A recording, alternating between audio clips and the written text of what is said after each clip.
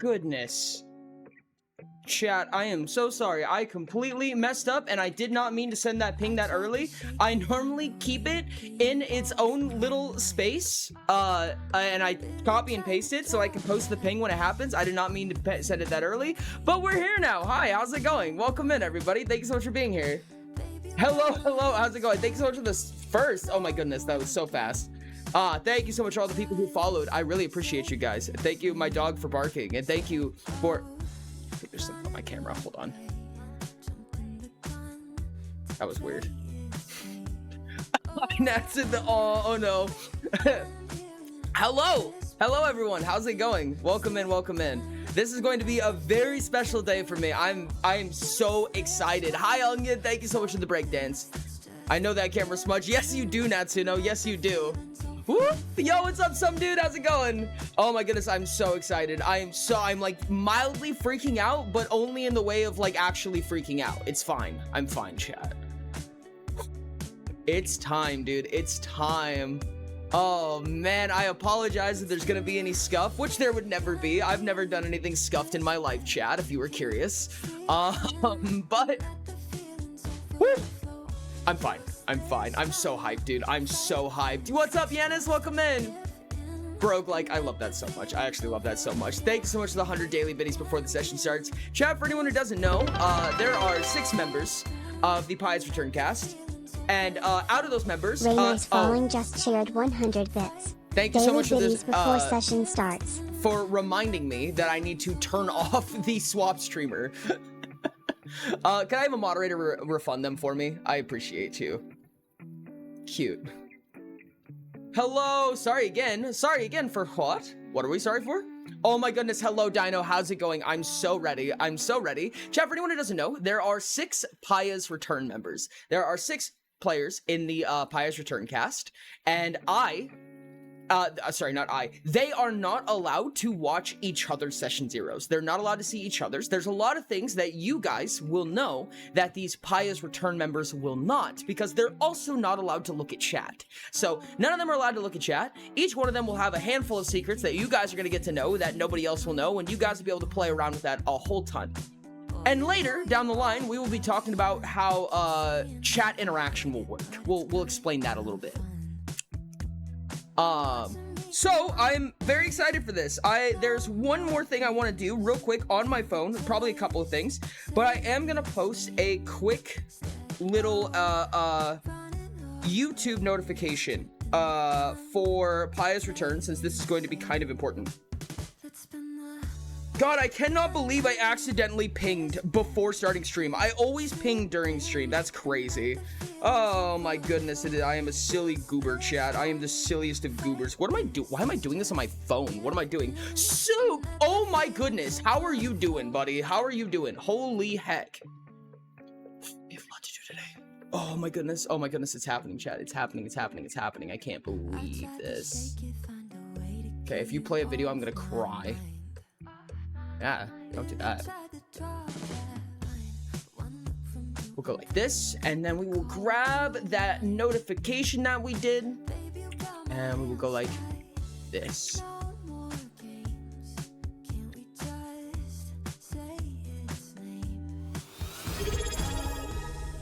Oh, thank you so much. Oh my goodness, Soup with the sub. Thank you so much, buddy. I really appreciate you. Just subscribed for oh, that's amazing. 12 months. Good. Happy 1 year, Soup. That's awesome. I had a problem with the delivery of the books, but excited. Oh, no, you're completely fine, bro. Oh my goodness. You are absolutely so okay.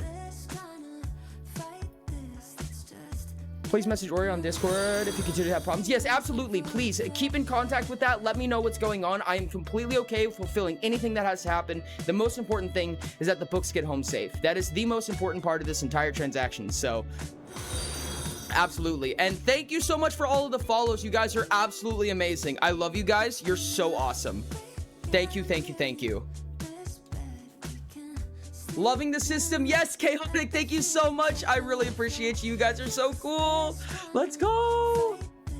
Oh my goodness, I'm so excited. I am like so split focused right now, as I'm sure everyone is extremely surprised by.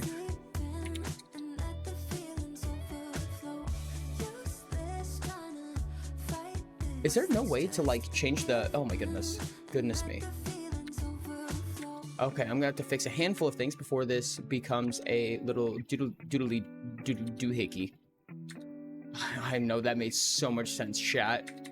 Give me just a second, I apologize. I'm posting a link onto YouTube, onto the Orion channel YouTube community section, so that people can check that out. Honestly, if you guys would be willing to go show some love to that, I would really appreciate that. As it said in the pinned message, unfortunately, I cannot fulfill redeems. I can before stream, so I am gonna go take that shot of hot sauce for now. But during when it's happening, during the actual session, I will not be fulfilling redeems, and I will be relying on my moderators to refund those redeems before or after. Hype train started.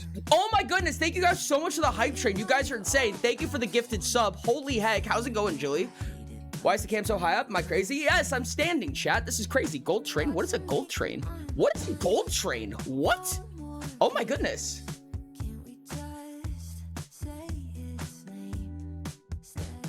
Okay, let me go ahead and post that. Okay.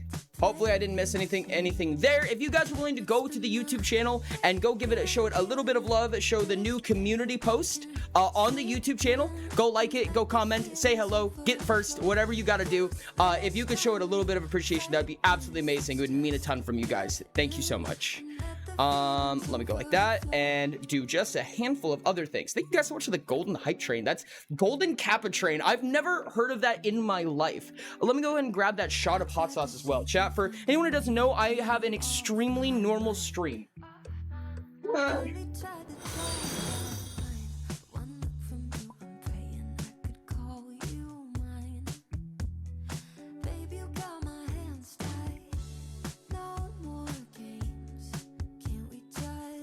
And I only do things that extremely normal people do. We'll be getting started probably in about 10 minutes or less, chat, just so you know. Thank you so much for another follow, by the way. You guys are amazing. I'm gonna go ahead and take this shot of hot sauce like normal people do. Thank you so much. I'm an extremely normal streamer that does extremely normal things. Oh my god. Thank you, Soup, for the shot of hot sauce. Internet, you're just so unfortunate. I'm sorry to hear that. Did I finish explaining the 6-player thing? I believe I did. Correct me if I'm wrong. There's ads up right now, I believe. So, hands up for ads up. I believe they should be running. I need to grab a quick thing. So excited, dude. I'm so excited. Oh my goodness. I'm freaking out a little bit.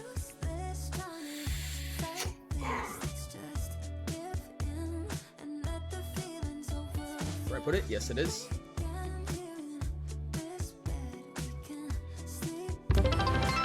Yo, thank you so much for the 200 Julie bits. Oh, I appreciate you so much. Julie, thank you, thank you. Just cheered 200 bits. Why so tiny?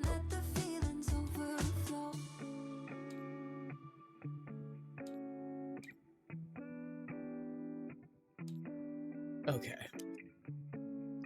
And then we can go like this. This will become gigantic enormous. Oh no! Oh my goodness! I completely forgot. Hold on. Man, and here's what this is what I get for imagining that I'm prepared. That's so cute that I thought that. Hold on just a second. The minifigures. Natsuno 115 just cheered 100 bits. Thank you so Wow, much for the look at 100 these biddies. I bits. really appreciate it. Look at all of those biddies. Chat, I'm gonna have to take about probably, it's already playing today. Ori GM's Pious Return, chat. I don't know how many people figured that out, but I am the GM for Pious Return. So it's not gonna be Sherbs. Instead, Sherbs is going to be in the Pious Return cast. So this is gonna be really exciting. I do have to do one real quick thing. Not that one. It takes about 5 or 10 minutes for character models to finish, so I will actually have to wait for them, unfortunately. But hopefully that shouldn't take too long to deal with. That should be something that we can figure out pretty quick. That was weird. Why is this dude so huge? Holy heck.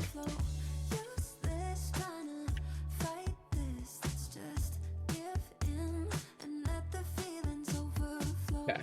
Oh, undo that, please. Gamori! Gamori! Mori? GM Mori? Okay, okay, Gamori is GM Mori, I understand. DM Pirates Return, that makes more sense, Lamau.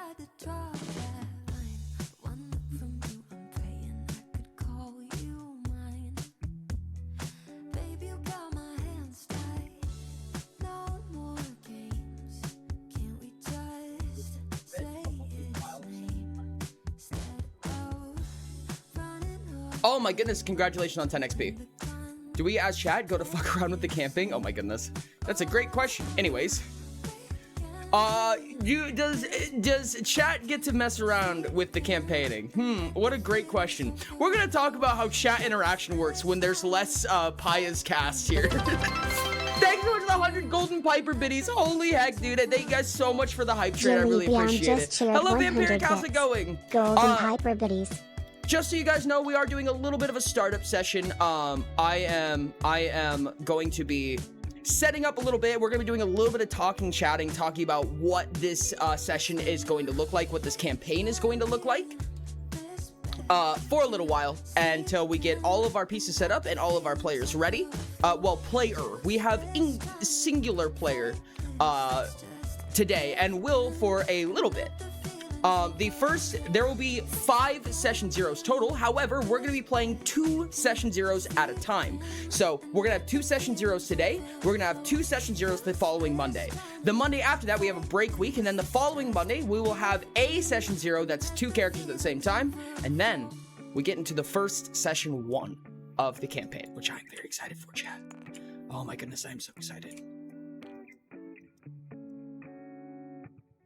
Okay. Oh my gorshity goodness. Oh my goodness gorshness. End it for me? What's that? Can't wait for session 1. I'm so excited, dude. Not worry, stopping with and right before a bunch of canonists for an ad pop up on my screen. Oh my goodness. Oh my goodness, there's an ad up. I'm so sorry, chat. Hands up for ads up. I apologize. What's in here? Just a bunch of little duders, it looks like. A bunch of silly little guys, if I am not mistaken. Where are you?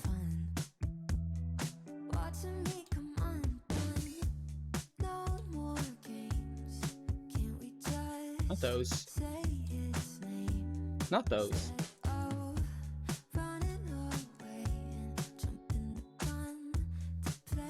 Where did I put you? Oh my goodness, chat. I never put anything where I need it to be, I swear. Ah, it's you. It's you. Aha, I found it.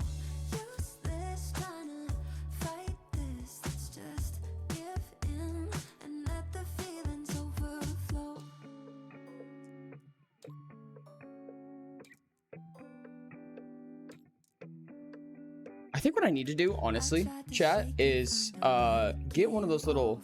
I need a organization system, because for anyone who doesn't know, we use a tabletop simulator for playing the game. It allows us to play online, and we get a physical tabletop. I feel like it's a very enriching experience in comparison to a lot of other options. I like it a lot, needless to say. But we play tabletop simulator, and I need like an organization method, because there's a really interesting conundrum that comes with using something like tabletop simulator.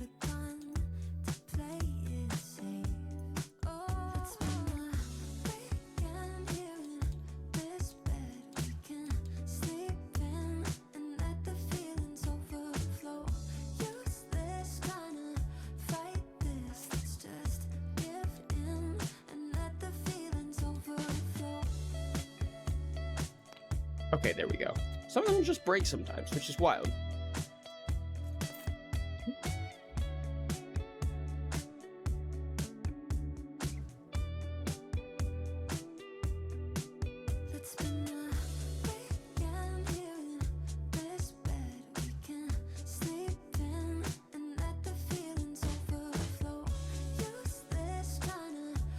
Making 2 characters with 2 players? What's that?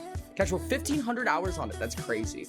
What features would your ideal TTRPG playing thingy have? What do you mean by ideal TTRPG playing thing? Are we talking about like a VTT? Who's losing? Everybody's losing. Everybody loses around these parts. Teehee.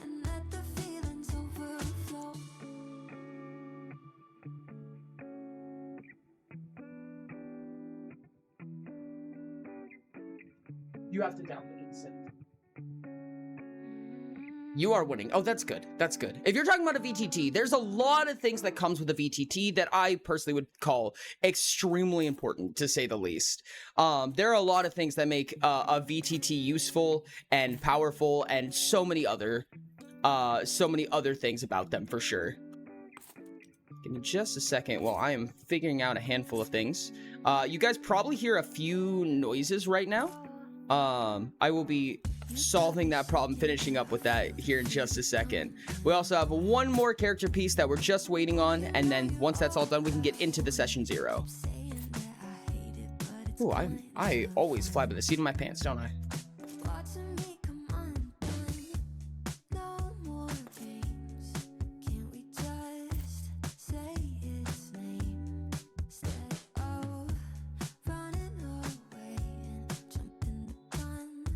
Okay, chat.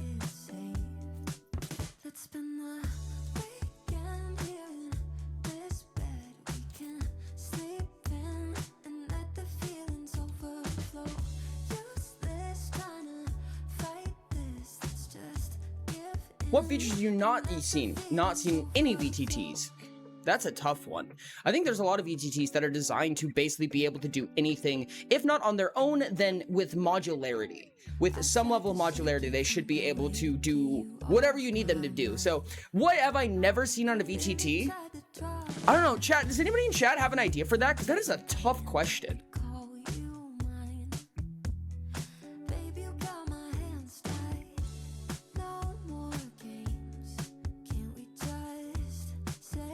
Okay, we go like that. Health, combat tracker, what you need. I got a good mod, so I also have some notebook mods. Exactly, that's what I'm talking about. You got some crazy stuff on there. They're super, super powerful. But what is never on a VTT? It's a really interesting question, honestly, and it's a very powerful question. I really wish Voltaic was here right now. Voltaic would be a great person to ask that question to.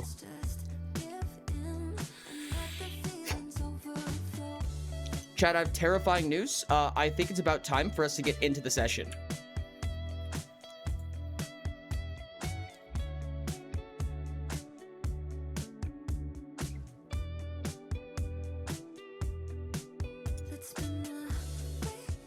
Let me go ahead and go like this.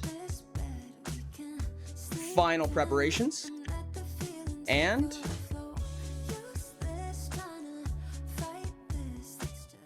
I think it's about time, chat. Welcome to the first session 0 of Paya's Return. All right. Hello, Cops. AKA Hi. Sombers. Correct? Yep. Okay. Yes. So, to get ourselves started, I'm going to explain a little bit about what your surroundings look like. Oh my goodness, I'm so sorry. Well, A quick understanding of what our surroundings are. You are currently taking place in a city called Shimmer. Shimmer is a town that you know extremely well, unreasonably well, many years well. mm-hmm. This is a small settlement inside of the city of Etheria. So Etheria is kind of a very magical, non-civilized area in the Horn Range. So for anyone who doesn't know, Paya's geography is similar to real-world geography. Now that doesn't mean that the same places or the same countries exist or anything like that, the same cities, but geographically the land masses are very, very similar. So if you were to imagine the western side of the North Americas is roughly where the Horn Range is. So the Horn Range, on the west side of the Horn Range, you have Etheria, which is a forested region, and more importantly, it is one of the most powerful mana fluxes on all of Paya. So with that in mind, you live in a settlement inside of Etheria known as Shimmer. And something that's very important about Shimmer is that no one knows that Shimmer exists other than its residents. It's an elusive territory, and it is a way that you survived. Shimmer is basically a camp for refugees, and not just refugees, but powerful ones at that. People who have been around for many hundreds, even thousands of years in some cases, depending. Because of a lot of these people, Shimmer was first developed in the enslavement of humans via the elves. So when the elves were doing old experimentation, when they were doing terrible, awful things to many creatures, and humans especially, Shimmer was developed to hide away. Sombers, I think you might know something about that. Yeah. So, Sombers, you are in your room right now. This is your room Okay. right here. This is your small studio that exists slightly underground. You're kind of in a little bungalow-shaped house, a little bit sunken underground, that you share a space with. Not share a space with as in the same room, but a floor above you and a couple attached to those. This is very, very tight quarters. Everybody knows each other by name, for lack of a better term. But this is your room, and right on your east wall right here, or right here, you have a mirror. I would like you, if you could, to describe your character, who you are physically, and what I would know of you if I were to physically meet you. Alright. I, Sombers, am a very, very large black dracoling. I have my white bone tattoos all over my body, including my face, which has a massive scarring on the technically her right side of her face. A broken tooth that is replaced with I have, instead of like a gold tooth, it's the red orichalcum tooth in place of the broken fang that I have. I am also like 7'8", 7'10", Perfect. almost 8 feet tall. So if nobody caught it, I know a handful of you did, just looking at chat. It is true that we are going to be using the Adventurer's Guide in Paya's Return. So all Adventurer's Guide rules are available in this session. They will be using them as necessary. As well, there may be an introduction of homebrew rules. I will do my best to disclose when a homebrew rule is getting used, but Dracolings are a species from the current testing of the Adventurer's Guide, which, like I said, is going to be available for these sessions. So, within your room, I'm going to ask you a very simple question. What are you packing to leave? You have a long journey ahead of you, as I'm sure you are aware. Yes. And I need to know what you'll be taking with you. I am going to be grabbing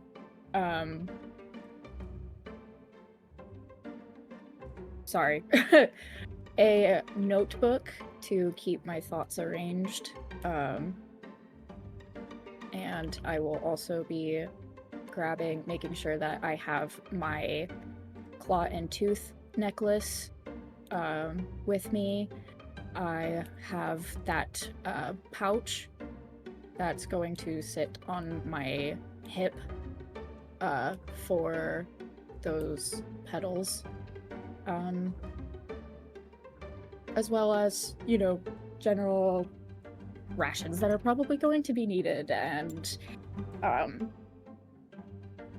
cloth material, general, like, probably camping. Right. Perfect. Please jot all of that down to the best of your ability. Keep note of it. Yes. We'll calculate slots and things like that and do all the math side of those things later. The important thing is that you have them on you. And when you are ready, feel free to exit up the stairs.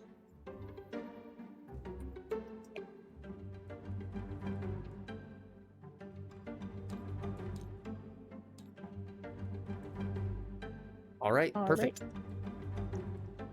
So, the first thing that you notice when you go up these stairs, upon leaving, you leave kind of around the riverbank of the homesteads. The homesteads are kind of these small shacks, bungalows, and things like that. These small wooden and adobe structures, mostly. I mean, this is thousands and thousands of years ago that many of these buildings were constructed and stood the test of time because of how well taken care of this land has been. But roughly speaking, when you exit, you kind of open through this little burrow in the hill. right? So those stairs lead up to a small opening in a hillside. And once you crest your way up those stairs, you see 4 beating eyes staring down at you. And these beating eyes kind of turn into these long, lanky, gargantuan figures staring down at you. Both diamond and dark onyx scales kind of build out of the eyes and across the bodies of these gigantic, menacing, intimidating creatures as you look down the barrel of 2 ancient dragons. Now, I'm going to give a little bit of understanding of what ancient dragons are in the world of Utopia for anybody who doesn't know. So ancient dragons are they're about the 2nd most powerful dragon and probably one of the most powerful creatures known to Paya. So in the world of dragons, you have what's known as a main lineage. So at the earliest level of the main lineage, you have the lesser dragons. These are things like basilisks, wyverns, things of that nature, if you could kind of recollect. Anything that has a name that's probably not dragon, there's 6 of them in total. Beyond that, you have the greater dragons. The greater dragons are the crystalline dragons. There's another way to know them. Citrine dragon, the sapphire dragon, the ruby dragon, etc., etc. Going up that scale, you have the diamond and the onyx dragons. This is chronohomogeneous, which is a long term that we don't need to get into. But the 2 types of ancient dragons were known to be extinct on Paya. However, these 2 seem to be beckoning across Sombers right now, looking her dead in the eyes, as one of them reaches down, specifically the Onyx Dragon, which I will title accordingly. The Onyx Dragon looks down at you and it gets up and close to you, kind of almost like snoot up against yours, looking you dead in the eyes. And after a short silence, it pulls back for a second. And he tilts his head and he says, "Are you sure you're ready, Sombers?"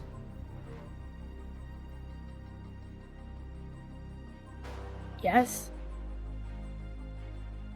And the Diamond Dragon begins to kind of slowly walk in and put her shoulders together and kind of crouch down, kind of get down on your level to the best of her ability. She is extremely large in comparison. The Diamond Dragon, she is much broader in comparison to the Black Dragon. The Black Dragon is small, nearly serpentine. I mean, small for his gigantic stature, but slender in comparison to this Diamond Dragon that is broad and very filled out. She tries to kind of crouch down onto your level and says, "It hasn't been long that your curse has been lifted. It's not safe where you're going. You recognize that, yes?" To be fair, it's never been safe for me. Y'all know that. But you have us here. And you've had us for thousands of years now. I don't know. But what I saw in that dream that I had, I have to... And the Black Dragon, the Onyx Dragon steps up and says, "What happened in your dream lifted a curse that even we couldn't break. Who knows who you saw there? And who's to say they ever have your best interest or anybody's best interest in mind?" I have to see why. I have to. I just feel it. The Black Dragon, the Onyx, begins to speak up for a second, lift his mouth, and you see like a sudden knock as the Diamond Dragon's nose knocks against the Black Dragon's. And he kind of stops and rests for a second, and he looks down. And she goes, "You've been stuck the way that you are for thousands of years. I hope the taste of power is sweet. You've long since earned it, since what they did to you." I hope you're right. And I can't lie. I'm excited for it. I can see it in your eyes. I remember know- that look. I know you two are worried about me, but I feel like, my time here with you watching me I feel like I'll be okay. And the black dragon snips up a little bit, kind of lifts his chin really quickly, and he looks down at you and he says, "You know no one can know where we are, right? No one can know of this place. I know. It's not just our safety, it's not just your safety, it's everyone's safety. Thousands of years of history and lineage are hidden here, and hidden only and secured only by privacy." I'm well aware of that. And you think you can keep those secrets from the telepaths, from the mages, from everybody who can put their wriggly little fingers in your mind? I will not reveal this place. You know how important it is. I know how important this is. Not a word. As he takes a deep breath in, his chest expands and then compresses in, and you watch this thick black fog reels out of his nostrils. I can't with you. You're too determined for your own good. I ain't stupid. And with that, a small claw kind of comes up, and it reaches over your head as you watch as the diamond dragon puts about a single finger's worth of their hand up on your head, which almost encompasses your entire body, but kind of puts it up and kind of gives you their equivalent of a little pat on the head down your spine. It's a very comforting feeling, as you've known these two for many, many, many years, and they are essentially the reason that you are alive today. As for anyone who doesn't know, you could not progress beyond your current level since experimentation ended due to the curse that was lifted most recently in a dream about the wayward. With that, I'm going to send you off to the Black Gardens.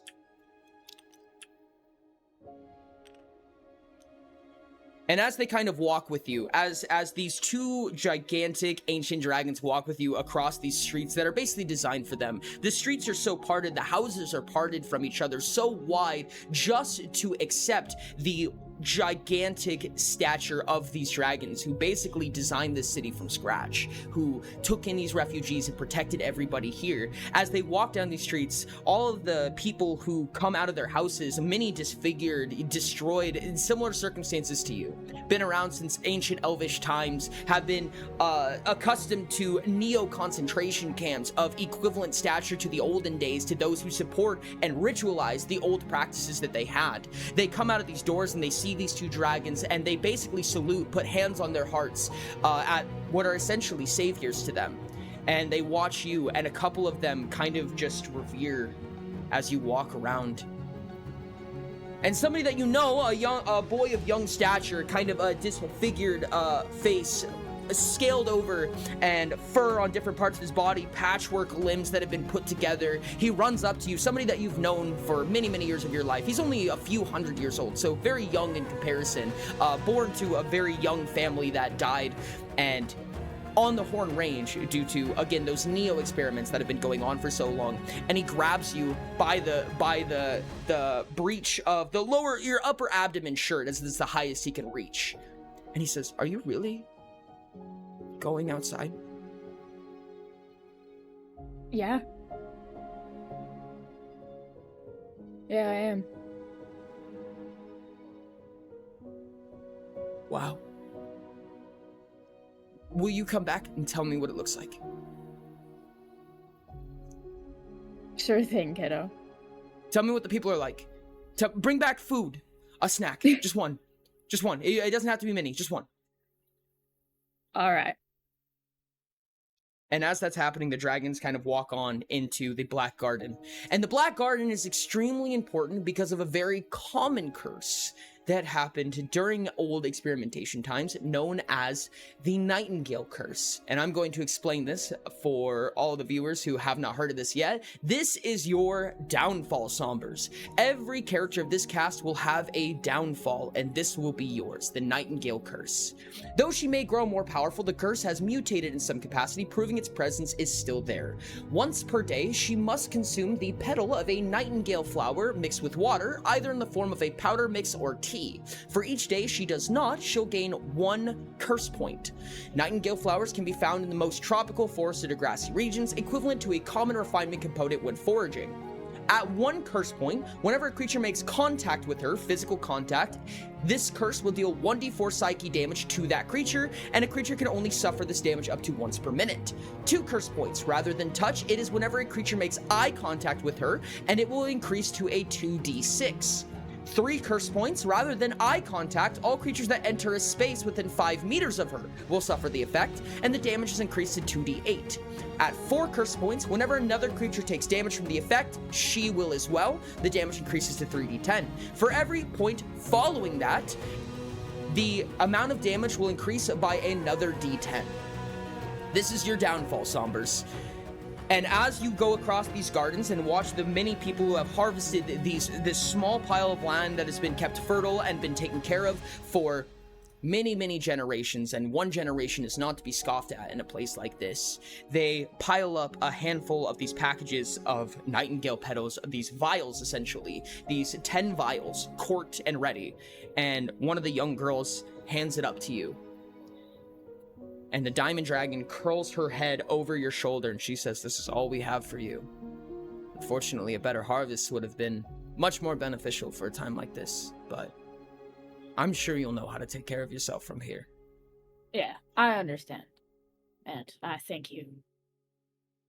So, you have 10 charges of Nightingale Potion. That is the amount that you are going to start with. And your curses are under the assumption, your curse points are under the assumption that you just took one. So you essentially start now. Every 24 hours following, you will gain a curse point until you consume a nightingale. All right. And immediately as that's happening, as you're kind of going around the Black Garden, you take this from this girl, a young girl, very maybe like, when I say young, I mean like genuinely young, maybe 18 years old at this point. And for her type, which is partially draconic, much like yourself, but more on the human side of things, she runs up to you and she says, "Here, have mine." You don't have to. And she hands you 2 more, these 2 charges. She says, "I made them for you." And she kind of like shoves them into your lower stomach, which is the highest she can reach on you. All right. I'll take them. And she walks back and she has a stern glare. She looks at the ground. She's white knuckling. Her fists are so clenched. And she's like, "Don't die out there. You are a symbol for us. And if you die out there, none of us are ever gonna go outside again. Don't worry Come back. about me. I don't plan on it. I will." You better come back." And you watch as one dark red crimson tear falls down her face. As you can tell, all of the flesh and bone and fluids in her body have been mutated, much like the many others here. And she walks up and puts a stern face on your knee and just grabs your pant leg. She says, "You can't die. You're our ticket out of here." I'm gonna put a very gentle clawed hand on the top of her head and just kind of like pet her head a little bit in a soothing manner to try and calm her, and I promise. As that happens, when you put your hand on her head, you are going to take a d4 psyche damage. You're going to take 4 psyche damage, as she has not consumed enough Nightingale to release her curse.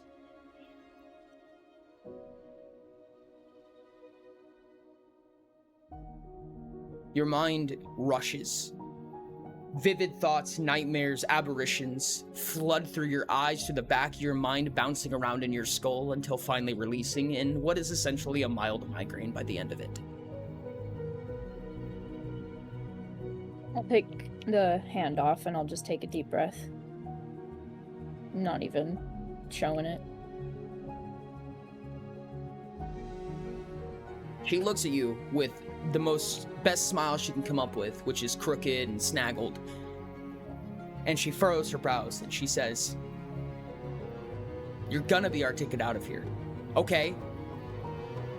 I nod. You got it, ma'am. And she runs back into a house, busts open the door, and runs back out, and she plants a flag in the ground, and you watch as she kind of awkwardly unfurls it out and pulls it and tries to get the wind to catch it a little bit before the diamond dragon goes around the house in this graceful, swift motion, slithers around the entire house, comes around the other way just to blow on the flag to give it wind. And this huge gust of wind in comparison to this girl and this flag, she almost stutters, knocks over from this gust of wind that this diamond dragon is able to produce from just a light breeze. And the flag opens up, and you see the upper portion from about the crown of your skull to the tip of your snoot drawn on this flag, stuck in the ground, flowing in the wind, the breeze created by this diamond dragon.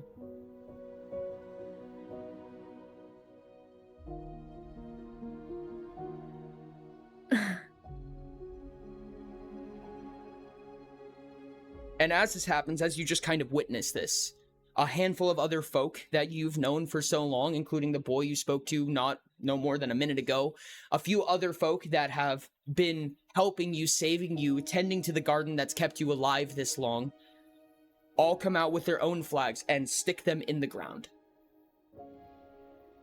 All copies of this. And that boy puts a hand on his chest and he says, "You're our ticket out of here."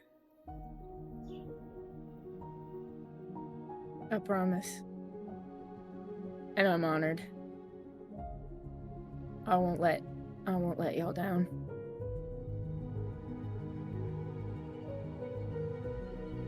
And quietly, softly, the onyx dragon lays down next to you and kind of coils up around you to the best of his ability. This is a very common thing that he does, usually never in public, mostly due to image. He would never give up his vanity in such a way to be able to do this, but he lays down and curls up around you, and he puts a soft chin next to you, which, I mean, his face is nearly the size of you entirely, but he puts it up next to you. And you can feel the massive compressions and expansions of his chest due to his size in comparison to yours, as he just lays with you for a moment. I'm gonna lay my head on kind of like the top of his brow and just rest my head there for a moment as well. Perfect. I'm gonna take a second to have an intermission real quick, as there are ads playing right now.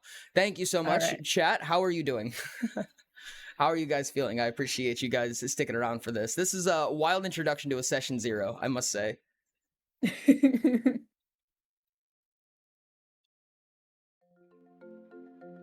We're gonna play some fun ad music.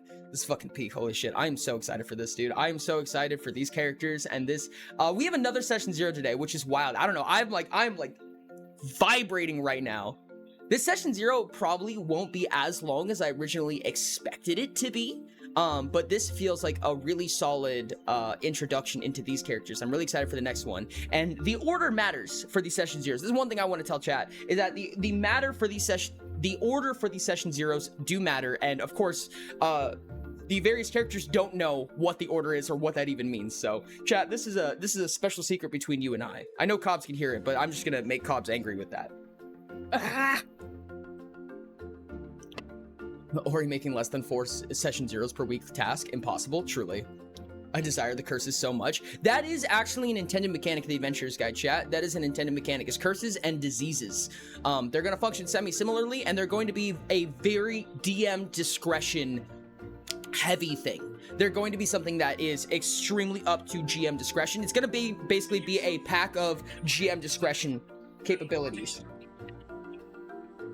Is kind of the intention behind curses. It's what gives GMs a lot of power to make either unbalanced or non-rule heavy stuff, is where a lot of curses and diseases take place, and kind of what makes them strong in that sense, or malleable for a GM. Diseases and curses can be virtually whatever you want. It's also one of very, very few ways to modify a creature's level. Sombers, do you know mechanically what your curse was causing you? Yes. Essentially,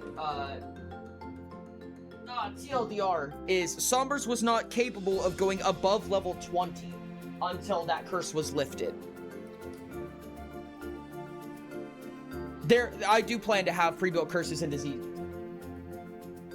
such as the Nightingale curse.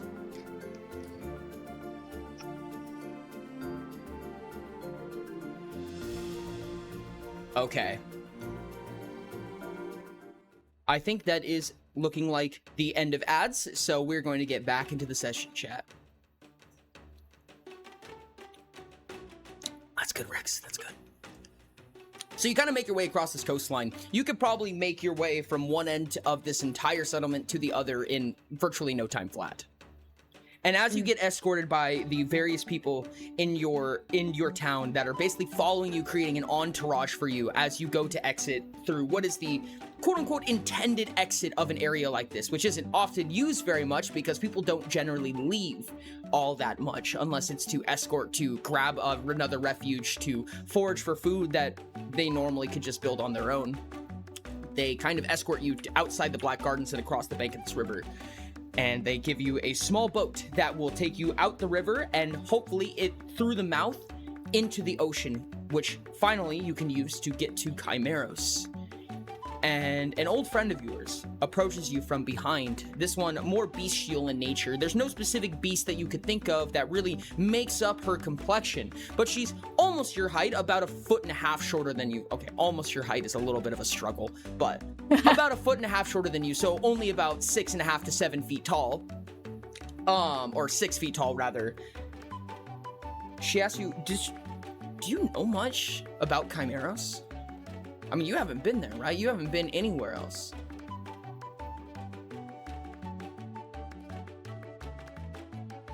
No. You're right, I haven't, but... You know, the last time someone went out on a refuge mission, they brought some scrolls back. And I heard a couple of stories about it. Just a few things.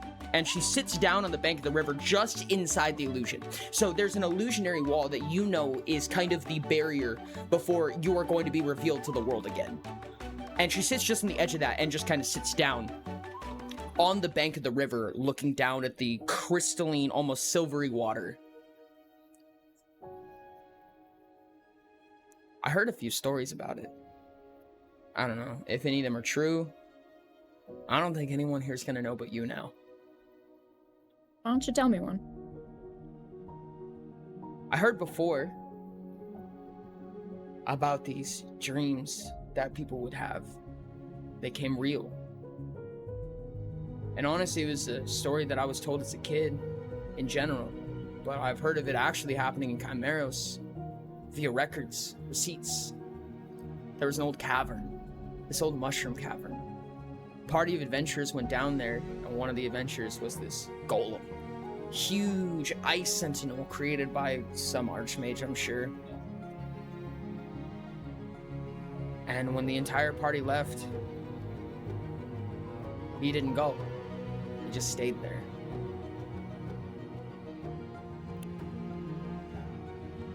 Someone told me about some newcomers there.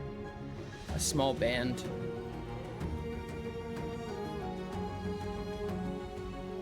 Apparently there's a prison there that's oddly hospitable. I haven't heard much about it, and I don't think they really want anybody to know about it. Sounds familiar. Yeah. But one of the adventurers there fell into the desert, almost died. Starvation, dehydration, all of that. Made their way through the desert and met one of the folk in the prison camp that was on a mission and got lost. She took them back with the entire party and everything. And when they brought him home, she never left. Which is interesting because she was on a mission and she never left. Seems like a lot of people find their homes in Chimeros. I plan on coming back. You know that. I'm coming back. She tucks her chin and looks away from you. Yeah, I know that. She puts her hands together really tight and sets them in her lap as she just looks down at the silver water beneath you.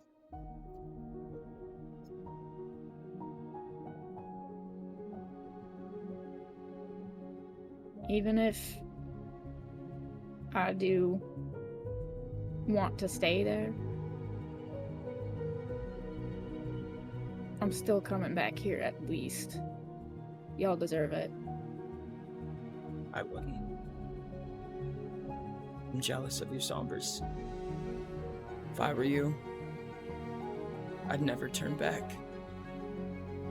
So I'm glad you're the one who's leaving. One taste of the sun. A sun that's not hiding from anybody else. A sun that doesn't fear for its safety. One taste of it, and I don't think I'd ever turn around. I understand. I'm glad you're the one going.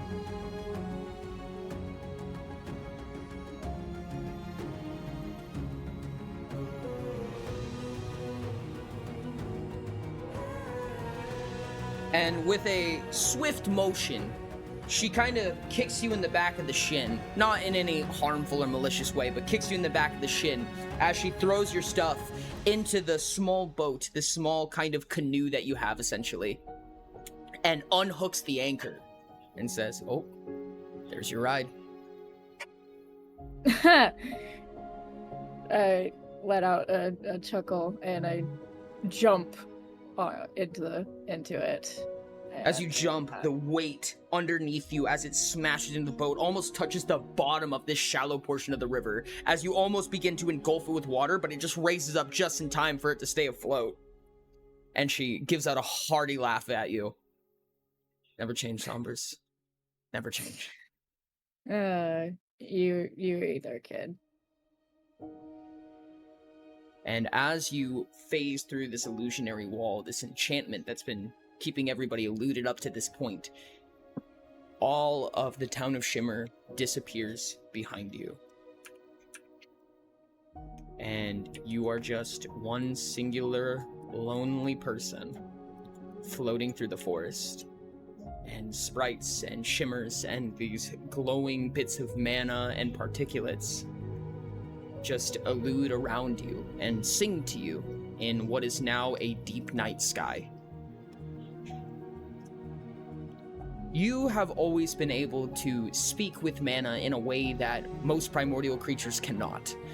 Many creatures know primordial, and you know something far, far beyond it. And it happens in such a way that the atmosphere, the world around you speaks to you, almost as if it's what the forest is feeling at the time. Many people speak of this concept and they don't know what it means, like you do. And the forest is applauding you right now. This shimmering, glimmering forest around you is applauding you, pushing you forward.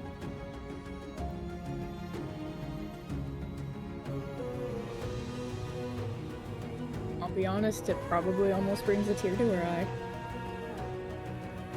It's no more than 8 to 10 hours before you finally manage to reach the coastline. The very edge of the Horn Range, where you go to a small port town that you were tipped off to before this entire thing started, as you were planning up to this. The map leads you to the small port town, and somebody inside, a draconic folk that you meet, looks at you, gives you a little bit of a wink, and comes up to pack your bags. As he's stamping everybody's tickets, produces a ticket from his own pocket, puts it in your hand, takes it back from you, stamps it, and then hands it back to you.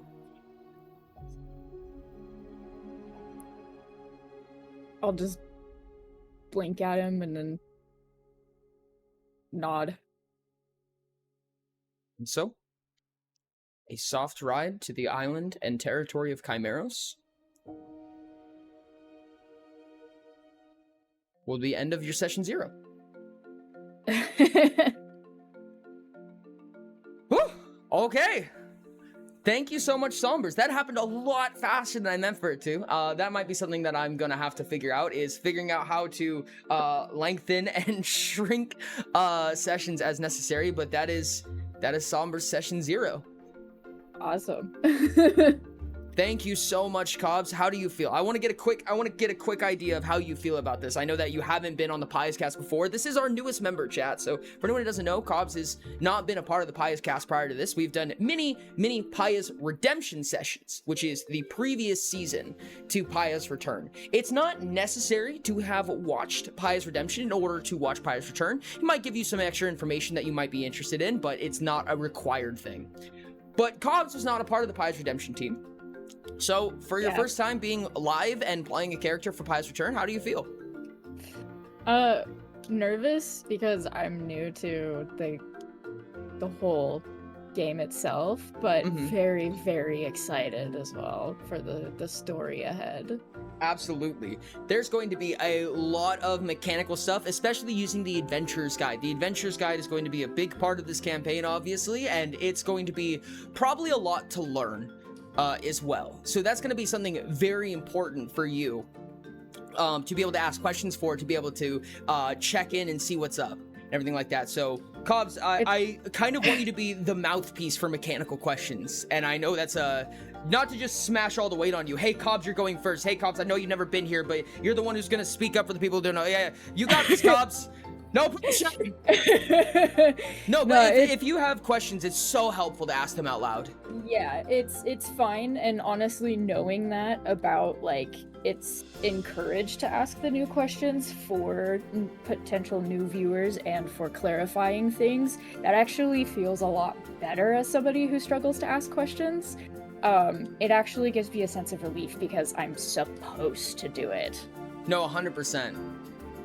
I think that another thing that's going to happen is I'm going to put character sheets on the table for everyone to see. So I'm going to have everybody, a lot of the characters will have their Excel sheets that kind of keep track of their character sheets virtually. But for the sake of visual purposes, I will have everyone put a character sheet on the table that I as a GM can look at and show everybody and kind of make big on screen and so on and so on. Other than that, I would be basically making the editor just put everything on screen, do a bunch of overlays, and I'm trying to avoid making him do that.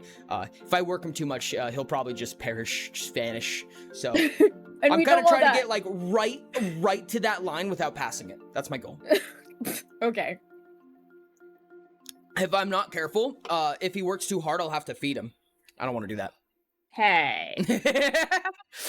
Like, I just random sessions that end up hitting extreme 5-hour mark. I can hit both sides of that, and it's kind of hard because sometimes I'll be like, okay, I have overshot so many sessions and ran them for like 5 hours when they were supposed to be 2 hours, that maybe I can crank back and just reel it in quite a bit, and I just overcorrect the other way, and then a session only goes for basically 40 minutes or so.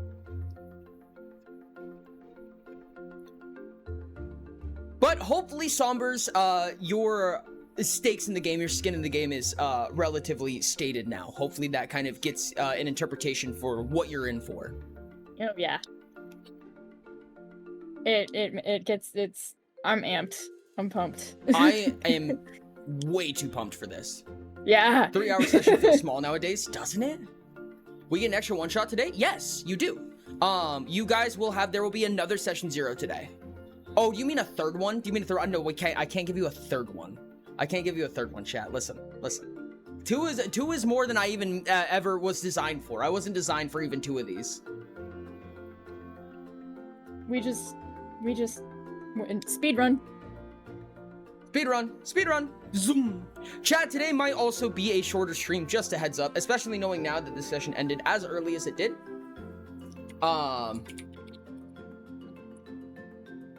Give me just a second, chat. I'm so sorry.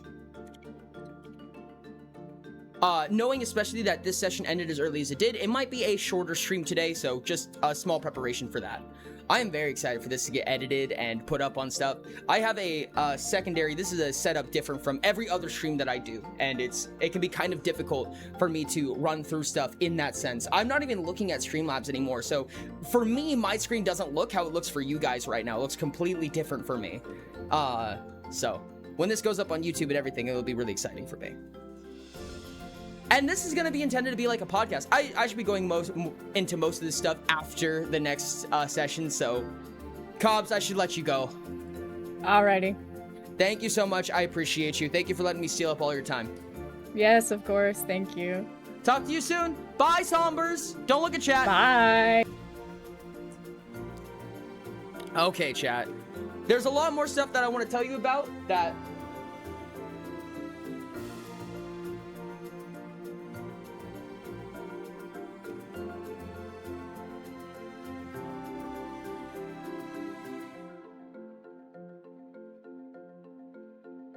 Okay.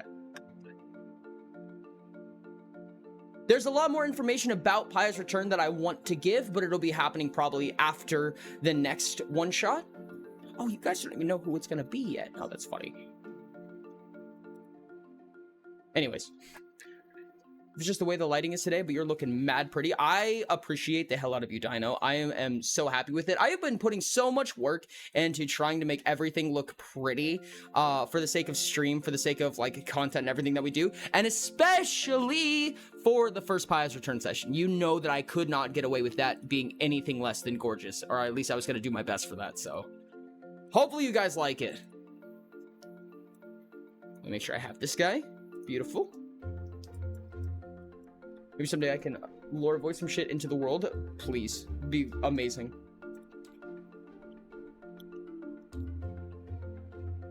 Okay. Go ahead and grab something real quick.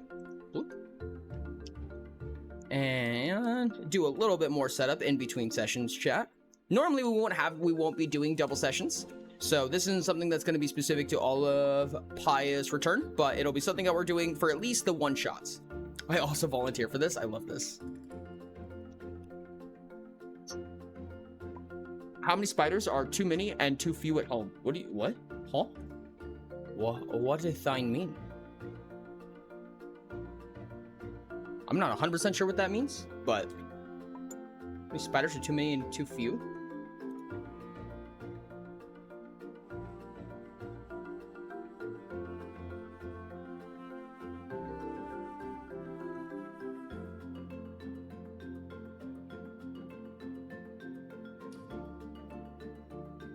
Okay. That should be fine, and we have this little bad boy. Beautiful. I hope you guys can hear a bunch of pieces moving around. I hope that gets the brain juices flowing as to what that might be.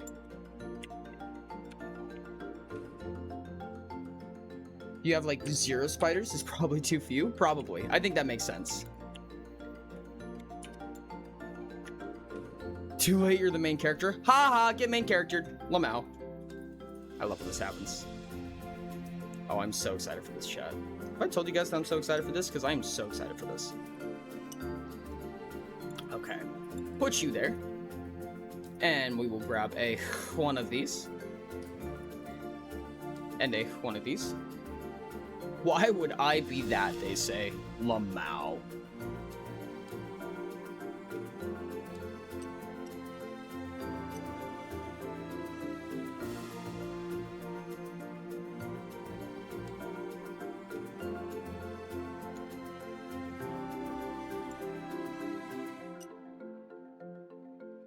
Perfect.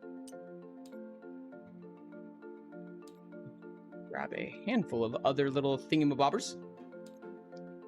Chat, I hope you're having as much fun as I am. I guess technically what I should be saying is that this is Mental Health Break. Chat, welcome to Mental Health Break. We're going to be on the just chatting screen for about 10 to 15 minutes before we get into the next section. Make sure to go grab a snack, go grab a drink of water, go brush your teeth, whatever. Go grab... What did I miss there? Go do your homework. Whatever you have to do to be healthy. Give me just a little bit and we will be present and ready. I need to find some things. This is such an early mental health break. That's so wild. Haven't had a mental health break this early into a stream, and oh goodness, I don't even want to think about it. A mental health break, yay! Yeah, or quite the timing for it too. I feel like I kind of messed up on that. Really, that ended. Oops. It's okay, chat. It's okay, chat. I'm doing great. What would be Mirror Myth without a little bit of scuff? I'm gonna have to find a few of these bad boys. Truthfully.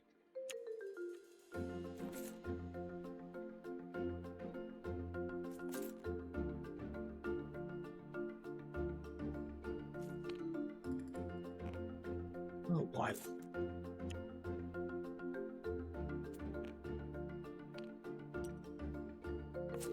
That's designed by the company Plushie. What if I try?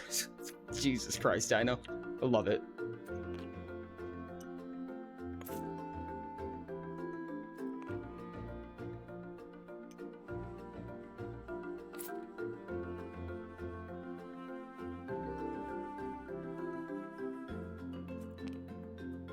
Oh, nice.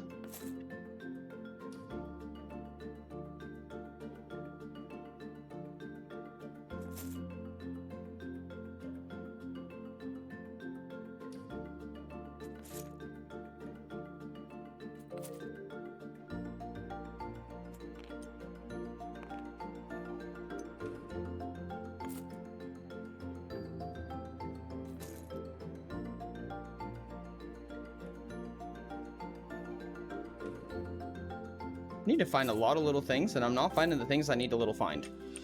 Heckity poopity. Oh, actually, you know what? I think I can work with that.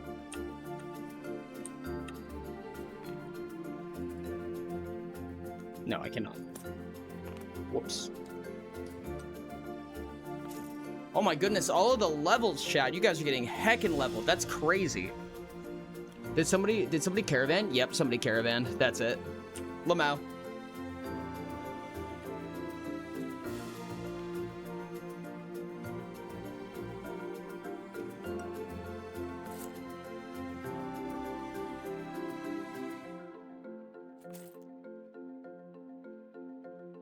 Hope you guys hear all the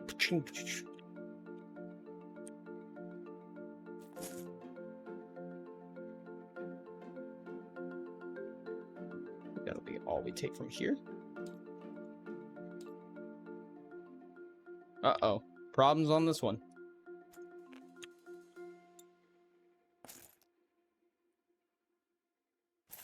Frost has been consumed by the box. No, Frost! Frost, come back.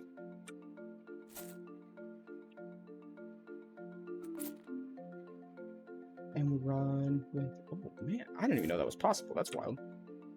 It's fine, chat. I'm not talking about anything. Don't even worry about it.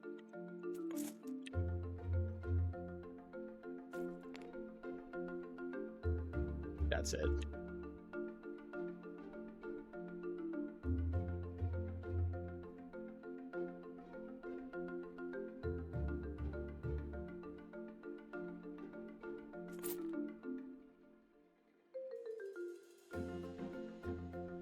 There's some crazy stuff here, chat.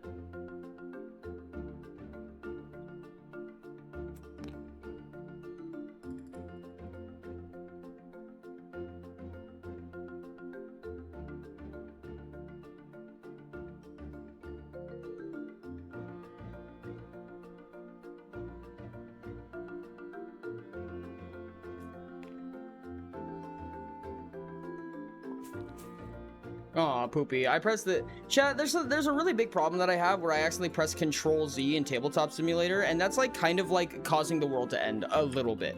Not like a lot, just a little bit of the world ending. It can be very terrifying, I'm gonna be honest with you.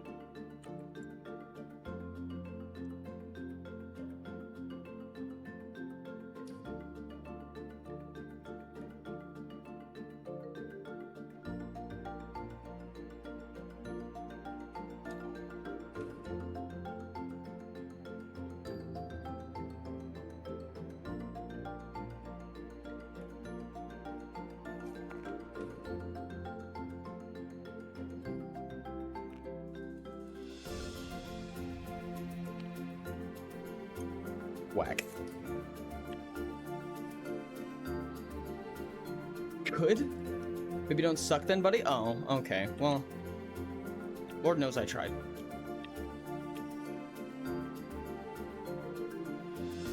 So many more I need to find. Oh my gorshness, chat. Cute. Chat, make sure to be go grabbing your water and your food while we're here.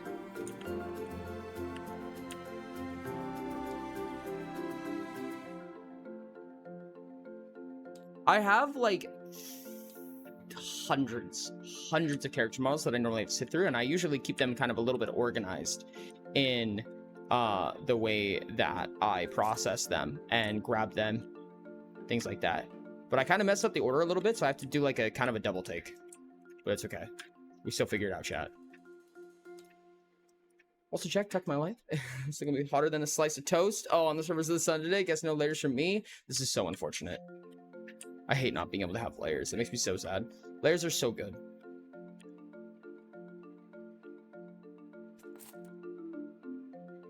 Oh, somebody's hand. I thought I saw something like moving around on my screen, like a bug on the outside of my screen, but it was moving like very like not correctly for real life. And I got so confused. Yeah, now it's happening even more crazy.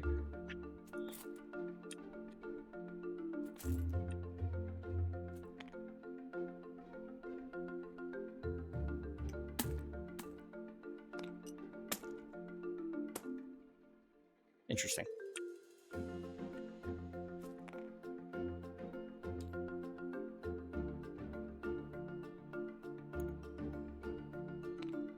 And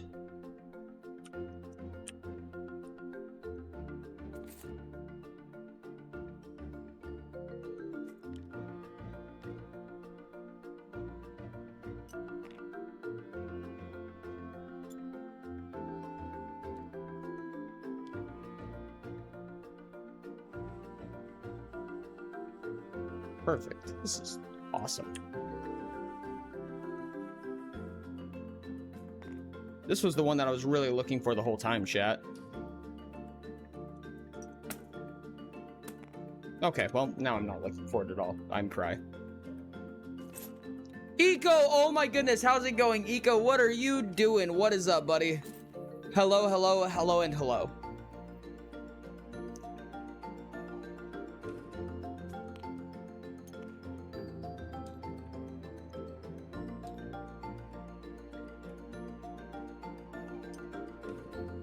That, and then of course just uno moro.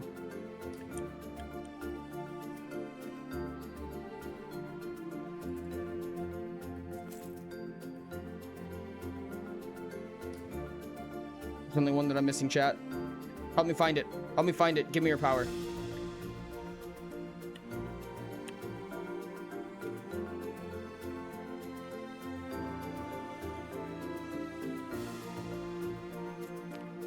Thank you, chat. You did good.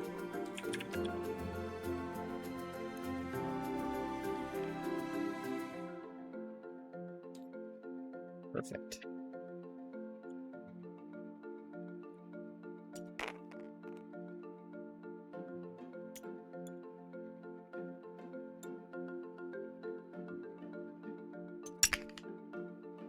Look at this. Ah, yes, all of the trickle trackle boots.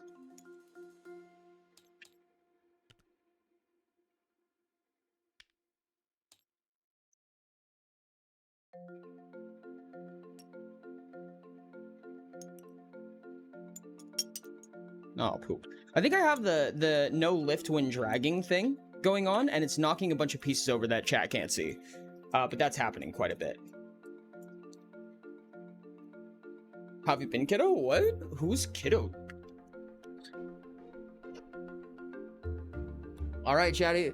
Chatty. God damn it. I was getting the kiddo thing stuck in my head. If you're ready, I'm ready. Spin, spin, spin. Oh my goodness. Beyblade burst. Wild. Are we all ready, chat? Sorry, I know that I've been like non-talkative. So.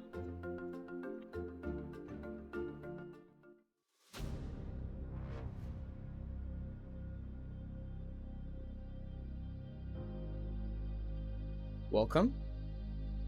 Hello. Hello. How's it going? Welcome to the reveal, chat. I'm nervous. Nervous? Understandable. Have a nice day. Well, Yes. No reason to be nervous at all. None at all. No. Well,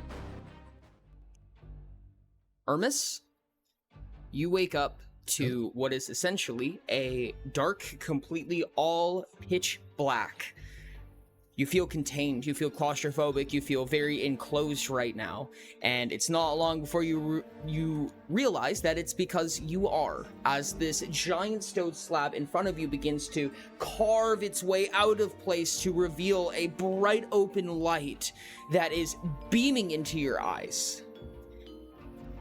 The first thing that you notice are two extremely familiar figures that before you are even able to take a glance for even a moment to consider or survey the world around you, they stop you and one of them puts two fingers on your forehead and the entire world begins to fade away in front of you.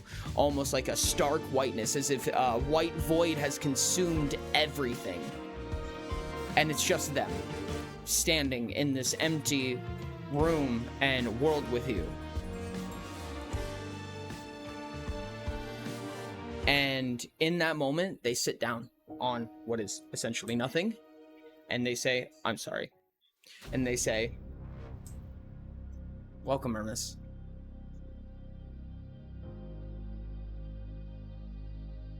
Do you Thanks. feel okay? Kind of, a little nauseous, but all around okay, I think. It's natural. You have a mission to partake of. Surely you know this. What are the details? Something in a world far away from us is erupted. A force like nothing we've ever seen before. The mana flux of the Horn Range has been squandered by a force so powerful we've never even seen it before. Even as old as we and you are in some senses. So, we have a little bit of an espionage for you. You will be escorting the Princess of Kaino to Chimeros. You will be given a party to take care of. It's your job to keep eyes, ears, everywhere. Pay attention. If we call for you, you may need to take a sample.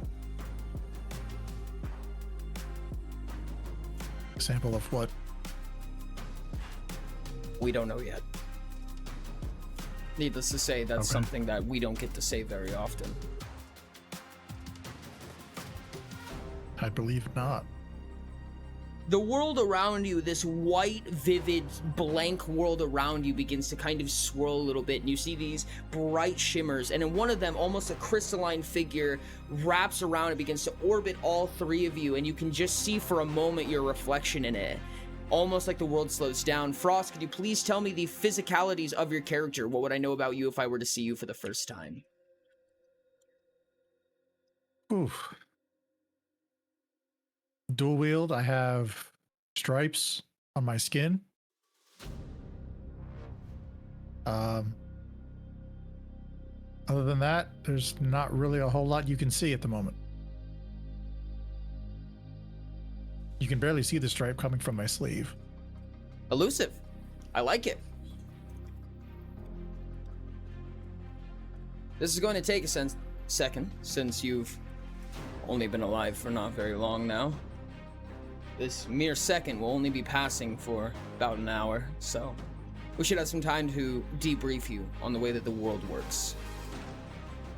You're underneath Imperium right now. We own this world. Quietly, subtly. Nobody knows. Understood? Yes, understood. I repeat myself. Nobody knows, nobody will know. More valuable than your life, more valuable than my life, is its secrecy.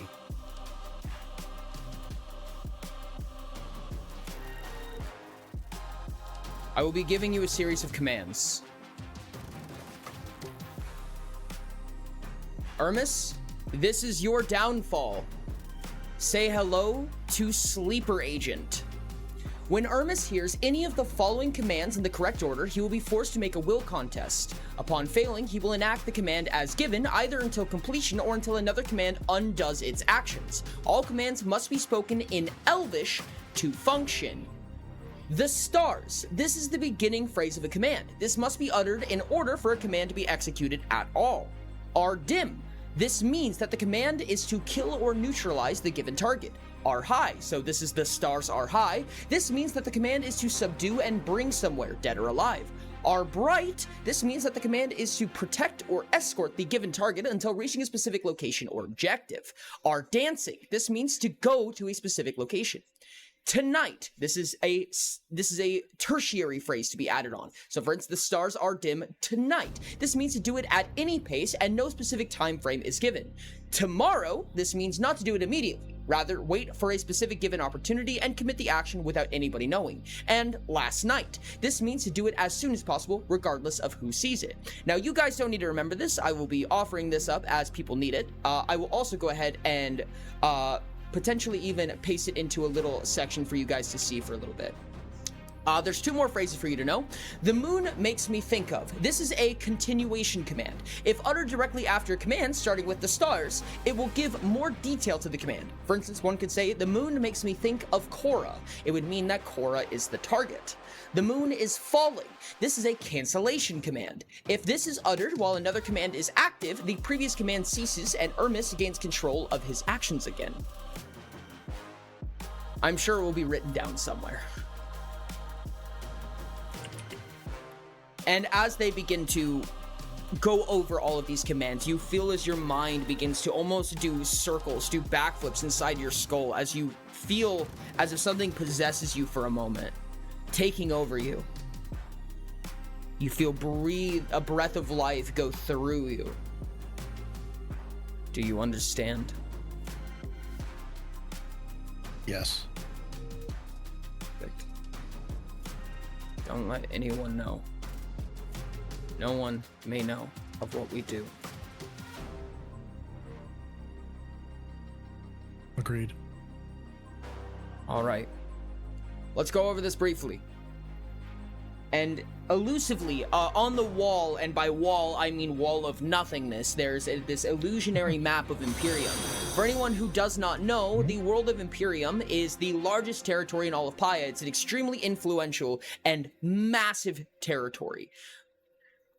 Unbeknownst to many, it is, of course, ran by elves. Specifically, solar elves make up the reigning hierarchy of most of Imperium, and that's what any citizen would be able to tell you, is that the monarchs, the reigning superiors, are often going to be solar elves and have been for a long time, if for no other reason than bloodlines. What many less know, Urmas, is that there is a deep underbelly to Imperium, this underground darkness that is comprised of very, very complex structures, very complex societies. This is often ran, bloodline again, by lunar elves, and if not by bloodline, then by discipline. These cartels, if you will, are ran by lunar elves, and what even less than that know is that these lunar elves that run these cartels, these shot callers, if you will, are very close in the pockets of the true monarchs of Imperium. They work with each other to throw people up and down into the darkness and into the light over and over and over again to keep the world in a political state of dichotomy that they need it to be in. It's a very elusive and it's a very complex political structure that they have, and very few know of its existence. Now, of course, as you may know, a long time ago, the elves were kind of parted from each other when the Solars used to fight the Lunars, and the Twilights were completely expelled from civilization, treated as barbarians for a lot of their life. When the Twilight Elves gained their independence, as many know, they kept their eyes and noses out of everything. Or at least is what the records show. However, it is the Twilight Elves who currently run everything that wrote those stories. You are now a sleeper agent for probably the most powerful group on all of Paya, known as the Constellation. This is the court of Twilight Elves that control Imperium and the way that it impacts Paya as a whole.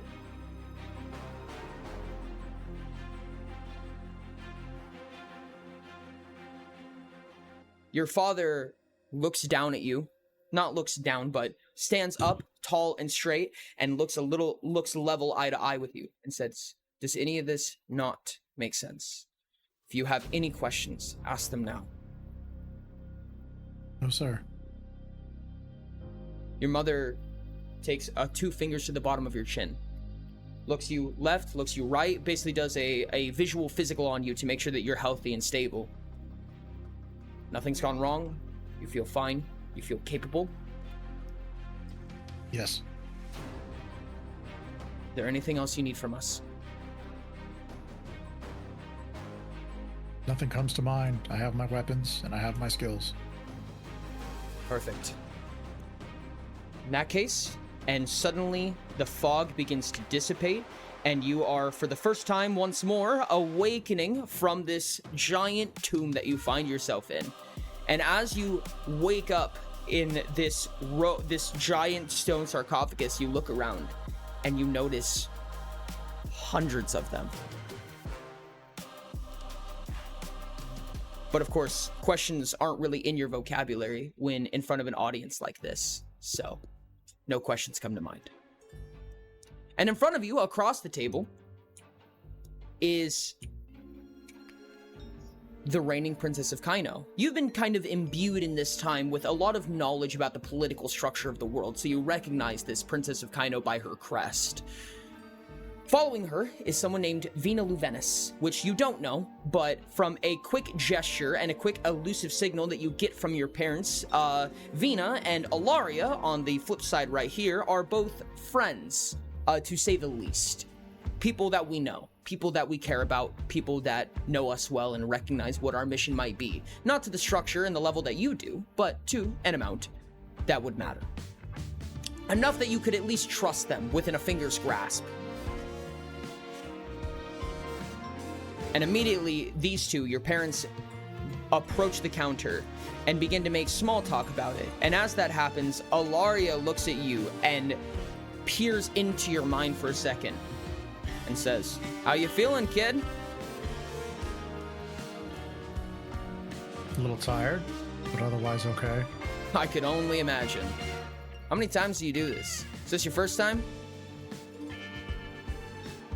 First time what? Never mind. Don't worry about it. It's probably for the best. Probably. The less information, the better around these parts. You know about where you're going? Escorting the princess, correct? Yep. Keep her safe. She's important. Probably a lot more important than a lot of people recognize, including us sometimes.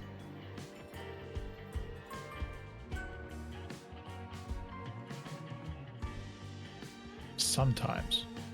Sometimes. As you look at the princess, she is this petite but well-built, kind of athletically adorned, and regally but athletically adorned, which is not super common for royalty of her stature. But she is regally and athletically adorned, and she's holding this bucket. Like she has a literal pail on her side. And inside, as you kind of manage to peer over and get a little bit of a glimpse of, go ahead and make an awareness test for me.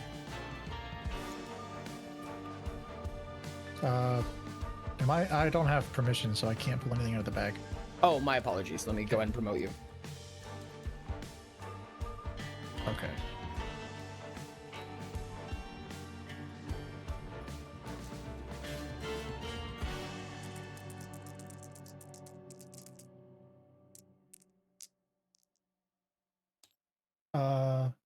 Awareness 10. 10? So you managed to notice that there's kind of this viscous liquid inside this bucket that she's holding.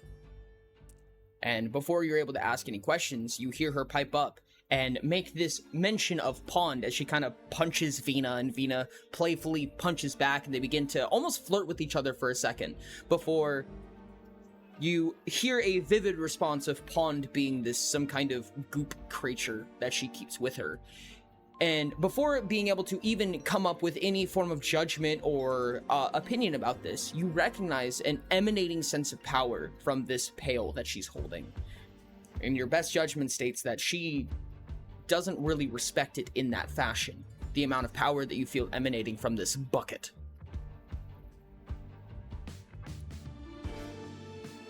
But as the conversation begins to wrap up and clean itself away, your parents turn to you and say, "Urmas," and in Elvish they say,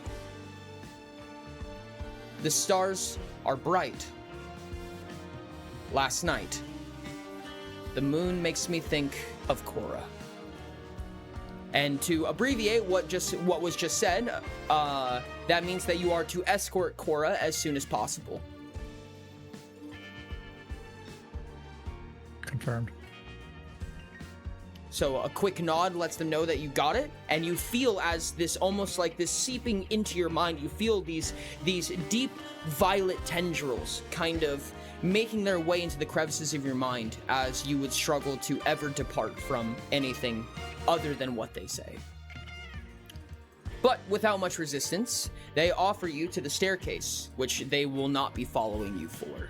This staircase right here. And Ilaria takes first step as breaking away, escorting, and kind of giving a little hand gesture over to Cora and Vina.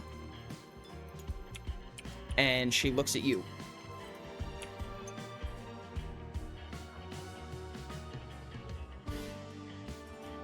Can I help you? You coming? Yeah, I'll be right there. Any last words with your parents before you leave?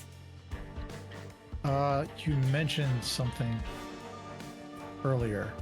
Sure. I don't know if I can say it. You want to hit me with the send a DM real quick? message. Sure thing. Yep. I'm going to go ahead and roll a 1-minute ad break for you, chat, so that I can make sure that I fix up any loose ends that I might have accidentally done real quick. So.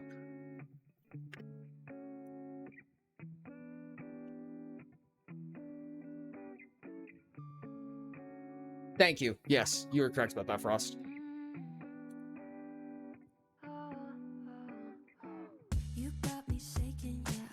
We'll get back to that in just a second after the ads. We've got about 45 more seconds of ads for anybody who is not subscribed. And I will go ahead and finish up with what you were just talking about there. All right. Well, that works out. So I can, since I have permissions now, I can drop Urmas's character sheet. Perfect. So sad this is the last session 0 for today. I'm so sorry, Sky. I'm so sorry. It is going to be likely a very short stream today, which I did not intend for, but it's looking that way. And also, thank you so much, Fuzzy. Thank you for the follow. Thank you for being here. And thank you for the lurk. I appreciate you a lot. I apologize. During the sessions, I will not be able to talk a whole ton. If we switch to AG1, ooh, woo, I don't know. I don't know.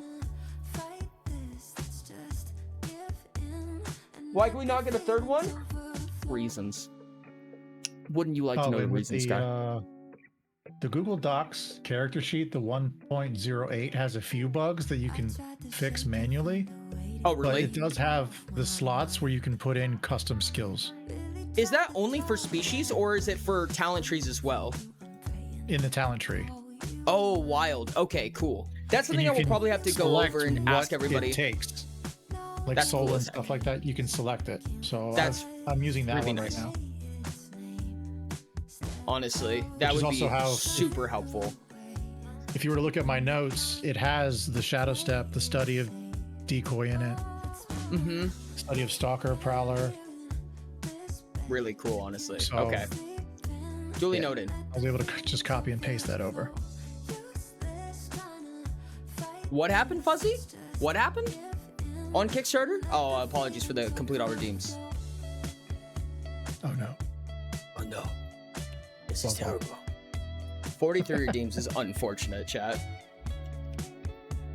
Also, I've got a little bit more time to answer a couple more questions. I'm sorry, Frost. In reference to the Kickstarter and everything like that before we get back into the session. I just spilled soda on myself. What, Fuzzy? Oh, that's so unfortunate. Oh my goodness. I'm so sorry to hear that, Fuzzy.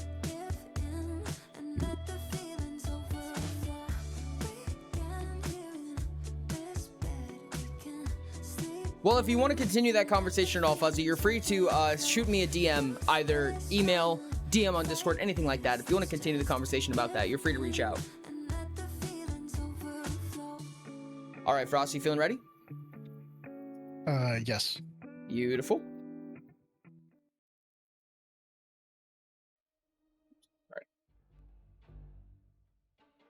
Okay. As you go to walk around the desk and walk away, your mother kind of grabs you by the arm for a second, and she puts something in your hand very subtly. You can almost see like a second arm coming from her, as if you're getting vision of an elusive spell that she is casting that nobody else can see, as she puts an amulet in your hand. I will give you the exact details of this necklace when the time comes, but Okay. I will give you an item block for it, I should say. Whether or not you want to put that on your character sheet is up to you, because it is public, and it's likely that this will not be something public for you. But she hands I can this put it to on you. the Google Doc and not the one in the tabletop. That is perfect. The important things to recognize is that it's a communication device that makes you immune to psyche damage.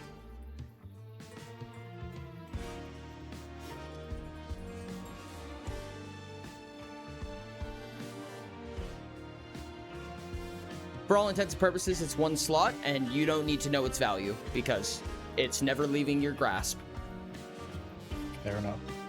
Visually, it is a basic silver chain with a pink crystal on the bottom, and it tucks under your shirt perfectly. It fits the brim that you basically woke up in very, very perfectly, so much so that it slots into the shirt so it can hide away. Okay. And with that, she lets you go and continue on with them. And so you all I just exit. can quietly join them up the stairs. Perfect.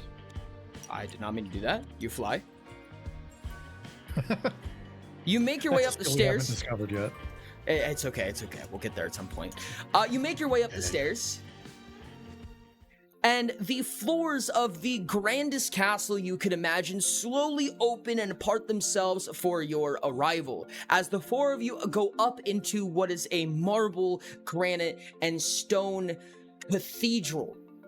Gigantic building that you are in. Just the grand hall of what you can only imagine is a gigantic structure. The floor parts its way before you stand up, and once you get to the top step, you look back and nothing even happened. It's as if you just walked through an invisible floor of some type.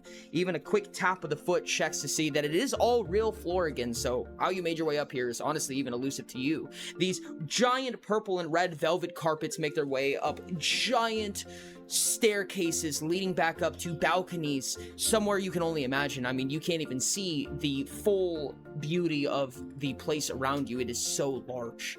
All of the pillars, every single small piece, all the banisters, everything is ornate and carved out in what you can only imagine is ancient dwarven artistic style, something that they manufactured many, many years ago.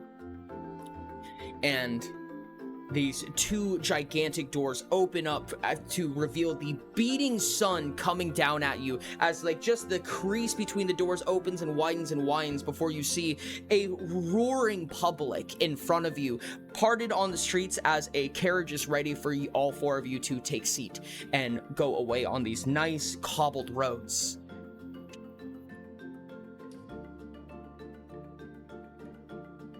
And Ilaria takes the first step in just making her way directly in. No reaction, no extra judgment, no specific words mentioned. She just makes her way on the carriage.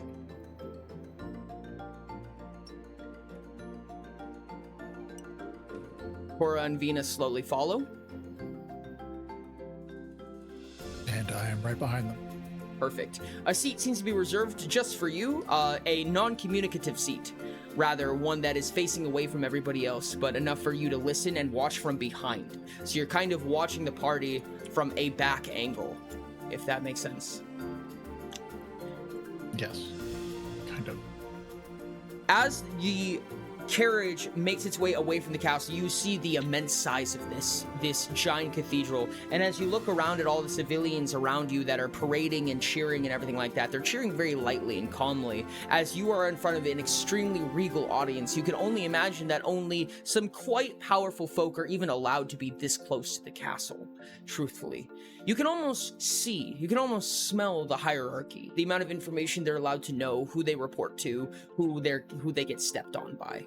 And that is the nature of this world, is that you exist inside a hierarchy, and those above you step on you, and those below you report to you. It's just how it is. It's how it works. It's what you were born with.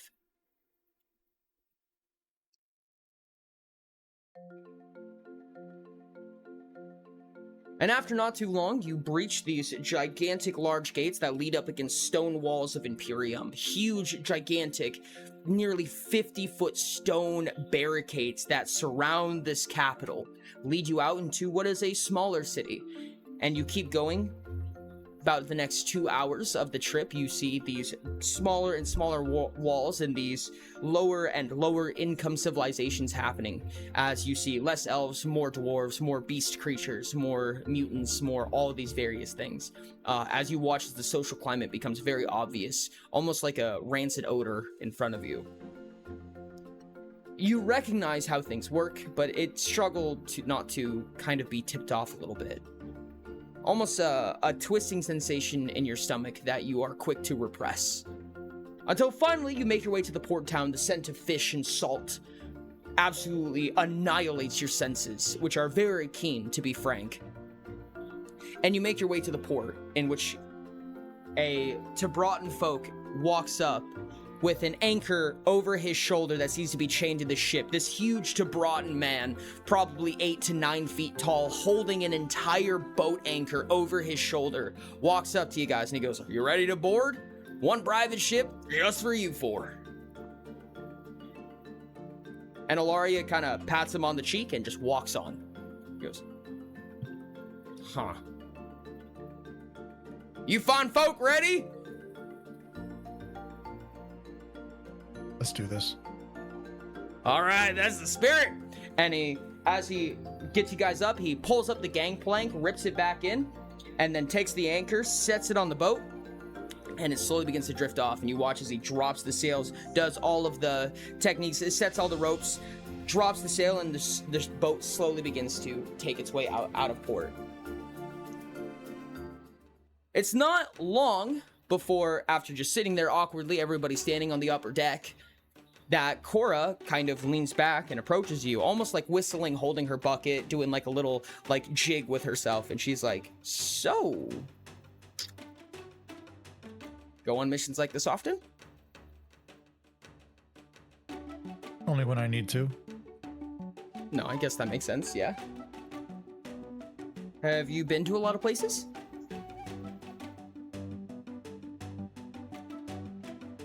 Not many I can currently discuss. Yeah, that makes sense. And Vina kind of walks up to her, elbows her for a second, and says, "You know, most people aren't as talkative as you." And she goes, "I know, but I just want to, like, I don't know, just say something. I guess it's probably a good idea to make a conversation. I thought it might be a good idea to say something. I mean, if there's anything you want to talk about, it's probably going to be a long trip. So, thought I might as well say something. Have you met Pond?" And she holds the bucket out. And you can tell that she's like very inviting of the idea of you meeting Pond, but she's white knuckling the handle. And immediately, there's an emanating power coming from it. It's almost like it singes your skin. It is so strong. And again, she seems completely unaware of it. Do you know what you have in that bucket? Vina immediately whips you a glare. And she goes, "Yeah, it's Pond. Pond's my goop." Where did you find this pond? I don't know. It was in there was a bunch of rocks. And inside there was this pool. Okay, so this is a really funny story. Hold on. Okay, this is a whole story. So there was this pond, right? Well, that's why I call them pond. But there was this big puddle that was silver, and I had to do a bunch of stuff. There was this golem, and I had these chairs, right? And I had to take these chairs, and I had to put them up. Well, this wasn't what I was supposed to do, but I tried to take these chairs, and I moved them, but the big golem would walk out, and he would grab the chairs, and he'd put them back, so I couldn't have the chairs for very long. So I grabbed the chairs, and I pulled them out, and I put them in a decoy spot, so the golem would go away, and then I grabbed the other chairs, and I put them up in this giant rock, but then that wasn't working. I couldn't figure that out, so I went to a different place, and I found this little vial of red goop, and then I poured it on the silver, because before, when I tried to put something inside the pond, it would spit it back at me really hard, and it hurt. So I put the little thing, and I put it in the goop, and the goop turned red, and I put him in a bucket, and now he's here. His name is Pond. Well, it's a pleasure to meet you, Pond. The small red liquid kind of gets like two little nubs, like it kind of forms to produce two little nubs, and it just jiggles a little bit, like a little blah, blah, blah, blah. and then it does like a little flap back and forth with both nubs, and then just recedes back into its completely viscous formation.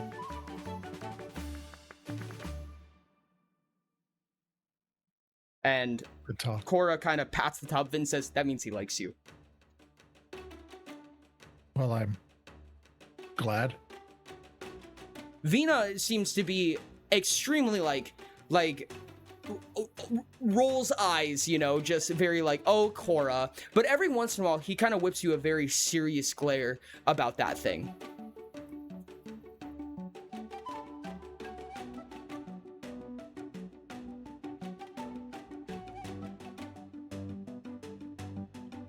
But with that, they kind of just, he scurries off and begins to speak to Ilaria. And Cora awkwardly kind of shifting back and forth, watching the waves. Have you been to Chimeros before? In any fashion you're allowed to tell me, at least. I believe so. Believe so. That's interesting. I haven't been there before. Or maybe I have, but it was like for a few minutes. Kind of like an overlay in between having to talk to important people about other important people or whatever. Do you like what you do? Whatever it is, even if you can't tell me. I do what I do. There's no need to like it. It's a weird way to look at it. I think it's not a bad idea to like it, you know? Like even if it helps the morale, helps you do the job better, you know? Maybe if you like it, you do better at it. And that's good for the job. And for you, but I'm sure that doesn't matter here to you. You have a very interesting way of seeing things. I could say the same about you, to say the least. Do you plan on doing anything relaxing while in Chimeros?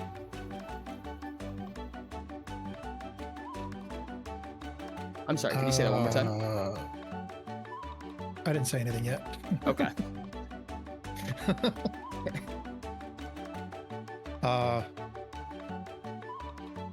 If the opportunity arises, we'll see what happens. Someone needs to teach you how to have fun. Have you ever relaxed before? Have you ever done anything relaxing before? Have you ever been to a spa? I haven't had a need to go to a spa. Haven't had a need? What do you mean you haven't had a need to go to a spa? Spas are for not having needs anymore. That's like their whole thing. One of these days, if we have extra time, I'm gonna grab you and we're gonna go to a spa. And don't say that you have things to do. Don't say that you have a job. I know that. I'm aware. But you can bring whoever you want and we're all gonna go to a spa. I declare it as princess. And she crosses her arms. She kind of looks like... I have no choice. That's right. You don't. And Vina kind of, like, he wears a mask over his nose that covers a lot of his features. And you can see, like, almost, like, his eyes watering from how much he's, like, holding back laughing. And Cora's like, you stop that. You stop. Shut up. Shut up. It's the rules. It's the rules, and I said so. And Vina cracks up. He goes, oh, yeah, because the Prince of the Kino ruled that an agent of Imperium is to go to a spa with her. And she goes, yes, I did. And you can deal with it.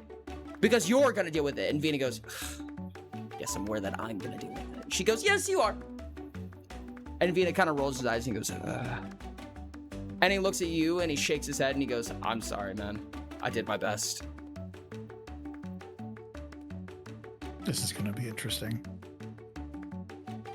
Vina snickers for a second, puts his mask back over the bridge of his nose, and just looks back out at the sea. And then immediately runs to the starboard side and pukes because he gets extremely seasick. And Cora bursts out laughing and goes, he plays it cool up until the very last moment. It's crazy. And he holds a middle finger up over his shoulder as he's puking over the starboard side. Even Ilaria, with both hands on her hips, turns to the side and just laughs. Idiots. Well, princess, this may be a long journey. You might want to rest while you can.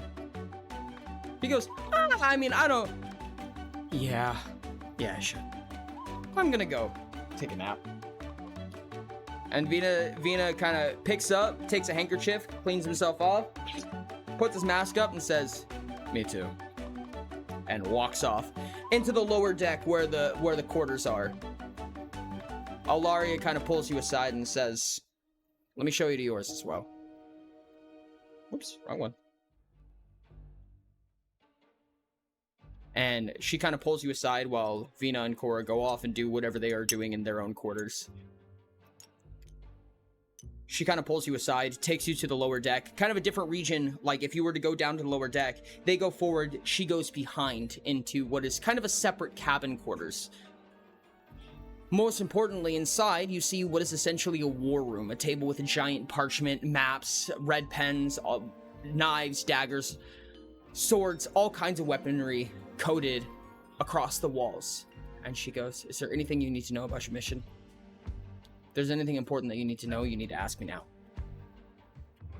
As of now, it's an escort mission, so why are we going there in the first place? Power. Or is that not important? And lots of power. There's a lot going on there, and there's going to be a lot of royals there. And when there's a lot of royals in one place, it means that there's going to be a lot of conflict in one place. Your job is to keep Cora safe. And once you break away with your party, your job will be to keep that party safe. Up until you are entitled to leave. And once you leave, nobody matters to you anymore. Understood? Understood. Beautiful. Shouldn't be hard. Honestly, you were basically designed for this, so I can't imagine any hiccups along the way. The point is stay on your toes. There's a lot of things that none of us know yet, and we're going to be figuring out as we go. That gem you have on your chest right now is basically a camera, so even if you wanted to act up, they'd get you. Not that you will, though. But also, it's the eyes and ears for them. They can watch and see what you see. So if you need to record something and if you need to report back, just watch it happen. That's all you have to do. And don't put your hands in anything you don't need to put your hands in. There's no point in sticking your nose in what could be trouble. Okay. Understood. He takes a deep breath.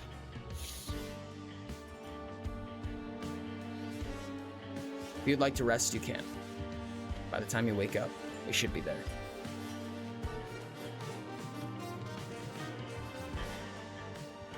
Let me know if anything happens.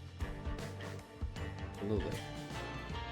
And she sends you up into the fronter region, so this back war room that you went into locks away into the wall, basically into a receded bookcase, a secret entrance. And to the left side is your quarters, and to the right side is her quarters. She escorts you to what is basically just a room with a single bed in it.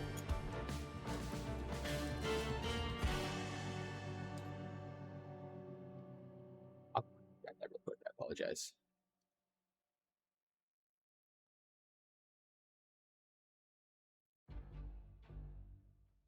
Give me just a second. I'm going to go ahead and roll an ad chat, so if you guys have any questions or anything like that, now is the time to ask. I apologize. I thought I had this on me and I completely forgot.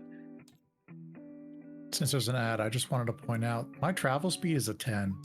Holy heck. And you definitely can't do anything special with a super high travel speed, right? Wink, wink, nudge, nudge. Wink, wink, nudge, nudge, they say. The first time that the concept of teleportation has ever been invited into Utopia. Wild. I plead the fifth.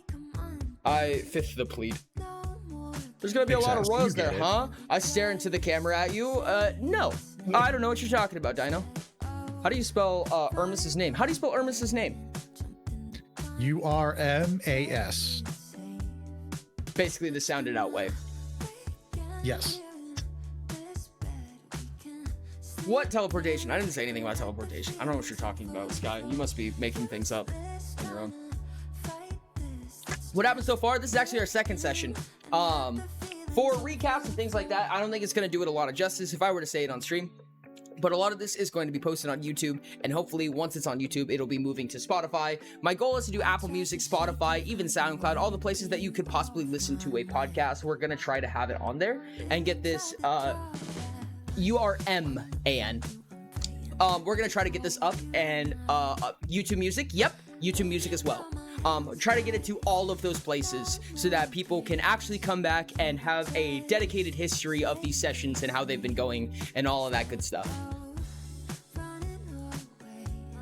I am so ready for this, dude. I am so ready to have a real piece of content to enjoy for Utopia and have everyone here.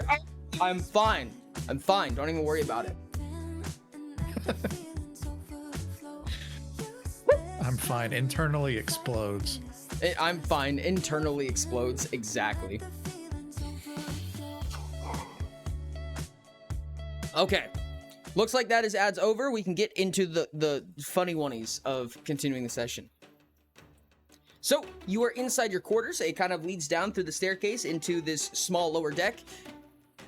And it seems to be that you just have boxes of cargo that are not yours, that are nobody's, it seems like. Papers scrolled around, receipts, merchant stuff that seems to be just left from previous tenants, and a bag of rations sitting on your bed.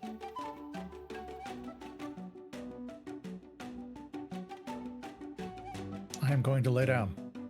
All right. And a soft and calm 8 hours passes.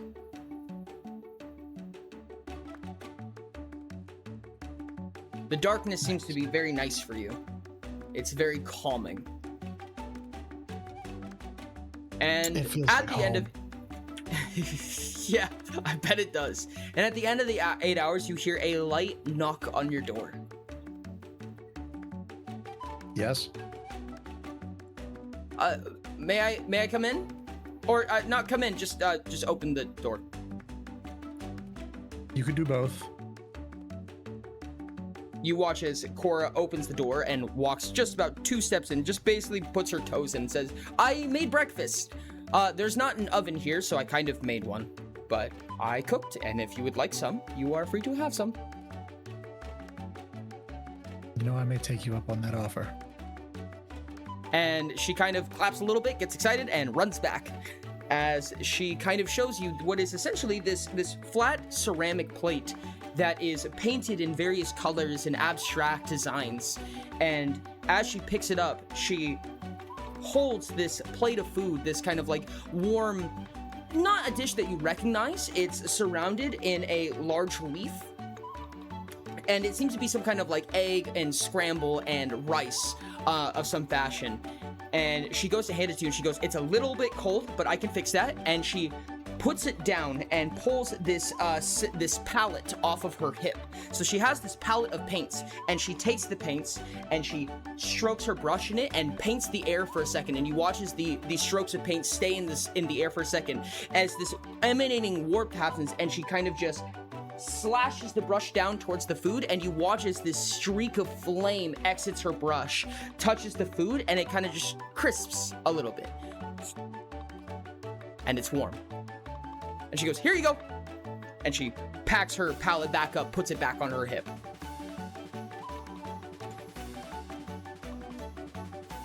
Thank you. That was fascinating. Thank you. I learned it from Ilaria. I mean, kind of. I kind of put my own style on it, if you will, but I mostly learned how to do a lot of stuff from Ilaria. Vina looks over at her, like, side-eyes her and just snickers. And she goes, what? I don't know. What was I supposed to say? Vina's like, nothing. Hey, you did good. She kind of goes. The food smells amazing, like nothing you've ever had before.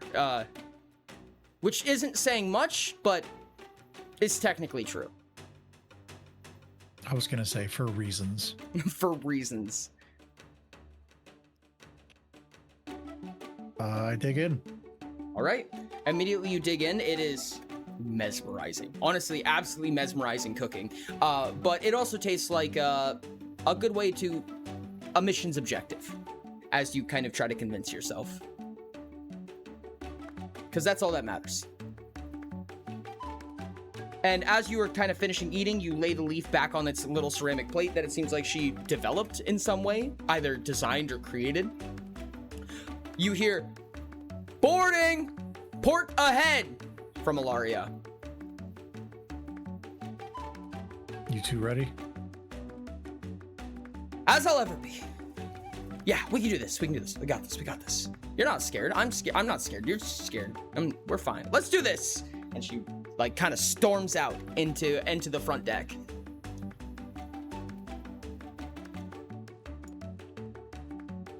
And ahead of you, as you guys all watch from the front end of the ship, from the front upper deck where the helm is, you see Tabrotin that's kind of manning the ship. You watch as Chimeros slowly begins to make its way towards you, expand in the horizon. And more than that even, you see as these wisps, these violet wisps begin to accumulate in the air. Kind of this essence, this magical essence kind of fills the air around you. It fills your nostrils, it fills your eyes, it fills your ears. Everything around you becomes this, almost this manistic aura around Chimeros. And as you board onto this port, you realize from just a glimpse overboard into the sea that there's people underwater that is much clearer than a seabed should be.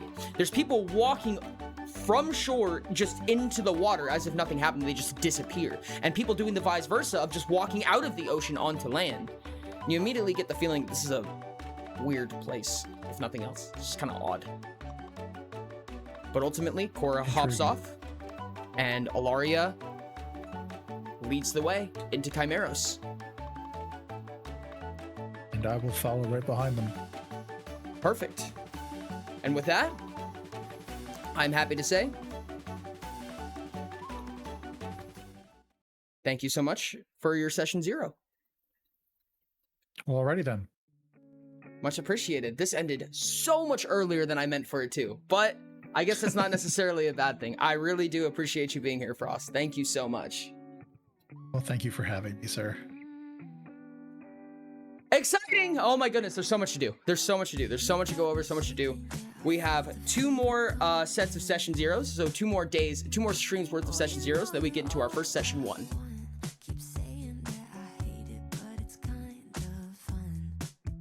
How you feeling, Frost? A quick how you feeling? A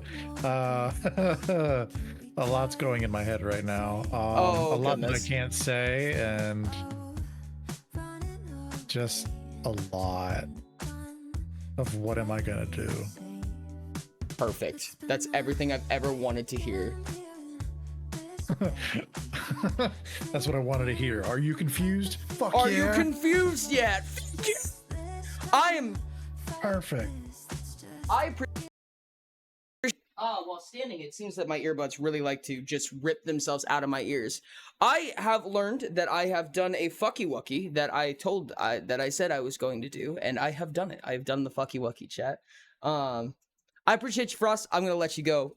If you would be willing to, you can note to the Pias members that they are allowed to come back to chat now. I will do so. Thank you so much. I appreciate it. Okay, chat, we're getting close to the end. I'm going to be right back real quick. I'm going to head out a call. And I'm going to be right back as to commemorate something terrible that I have done. I'll be right back.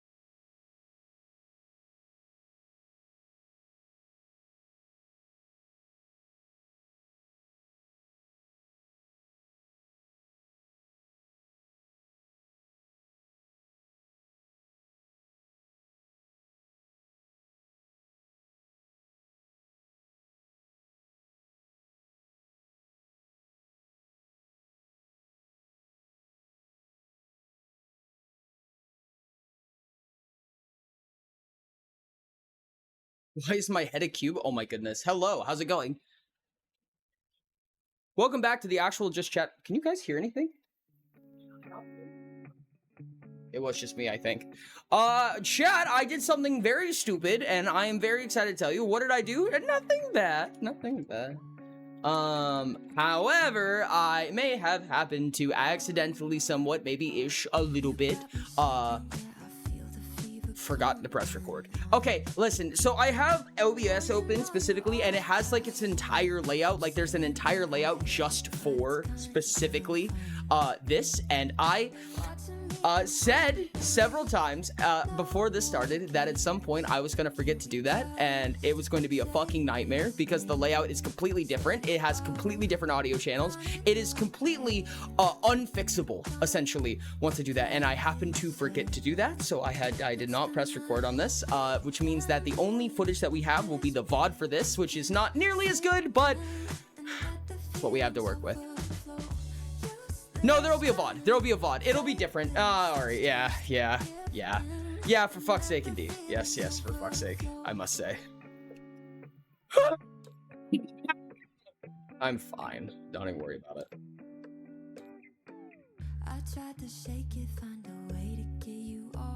But, save, do all the things that I have to do. We're fine. It's fine, chat, I'm fine.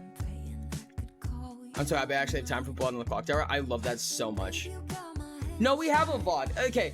Okay, the thing is that we still have a VOD, right? What the recording does is it allows us to essentially have a more quote-unquote dedicated method of editing it afterwards, right? So for instance, the recording doesn't have the music track that you guys hear on stream. It doesn't have all of the sounds that pop up on stream. So it's a lot easier to edit afterwards. It's a lot easier to produce like footage and audio with. The VOD is terrible for that because it gets notifications for things like bits, subscriptions, raids. Normally, Chatbot will read aloud. It didn't this time, which is better for this. It's also like literally like the overlay is completely different. It doesn't have this black overlay around it. It has a completely separate overlay. So either only this one set of session zeros is going to have this overlay and those audio differences, or all of the session zeros will. I don't know. So I'm glad I messed up this early in, I guess. Damn, I just looked at him as art. Why is he serving face so hard? Holy chalupa. Right? I love them so much. I'm so ready for this cast, chat. I'm so ready for this cast. I'm so ready! I'm fine. I think, At Diamond the Dino plushie I had hungry, to. Chat. I'm exceptionally hungry. I think that, as sad as I am to say it, I think this is just gonna be a really early stream. I think this is gonna be, like, the earliest I've ended a stream in, like, a year. Which is crazy. Other than, like, technical issues. But I think that's gonna be it for today. I'm glad I could give you what I could. Only Chat, one I'm very session. excited. 2, 4. 2 minus the square root of 4? 2 minus 2? I think that's 0. I think 2 minus the square root of 4 is 0. Fun fact, chat. The outro of every cast member and full band of them all together has existed since the end of Pi's Redemption. Yes. Yes, it has. And I love it so much. I'm so excited for this, chat. I appreciate you guys so much for being here. This has been absolutely amazing. Please drum up some hype for this. I am so ready. @monkey_pasquire well stuff. Did my surgery today and I'm feeling so much better. That's so awesome to hear, Fuzzy. I'm so happy to hear that. @monkey_pasquire wild. Chat, do any of you have any questions so far? Before we get into just bouncing out like that, do you guys have any questions about what's going on? Obviously, there's going to be a lot of questions that I think people are going to want to know that I'm not going to be able to answer, but I will do my best. What are your questions, Voltaic? Give me some questions, chat, while I go ahead and rinse out and throw away this can. Yeah?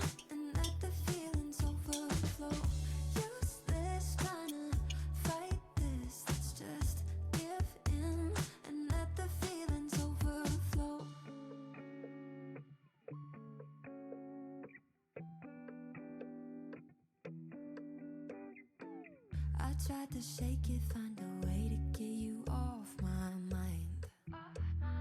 Really tried to draw that line.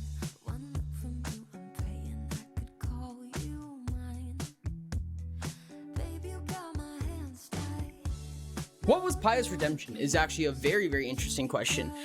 Paya's redemption was basically the earlier season or the previous season, quote unquote, to Paya's return. At It was Petriglass_Tower I was going to say all, but then I remembered that he made the module, which is very confusing. Paya's redemption was essentially the season before this. It was GM'd by Sherbert, who is now going to be a part of this campaign, but I'm going to be GMing this time. Give me just a second. I gotta shoot out a quick GM.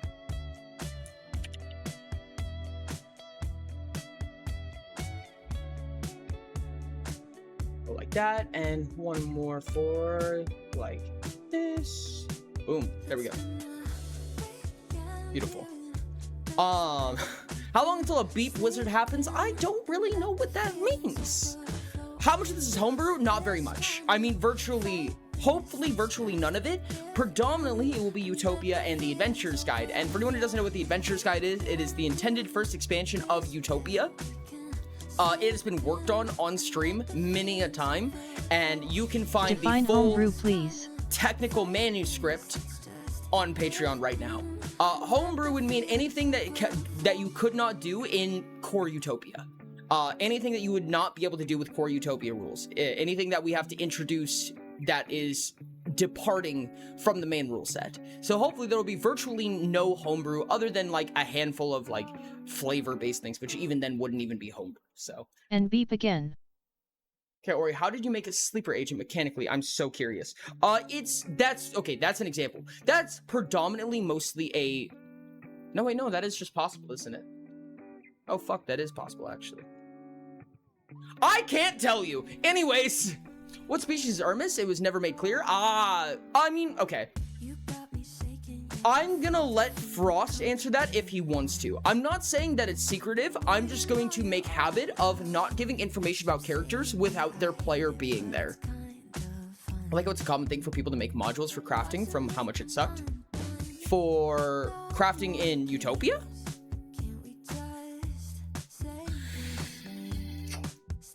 Ah, yes, I've struck that question I'm not allowed to know about. Nice. No D&D? Yeah. That's At actually, Frost that One was, S okay. clear.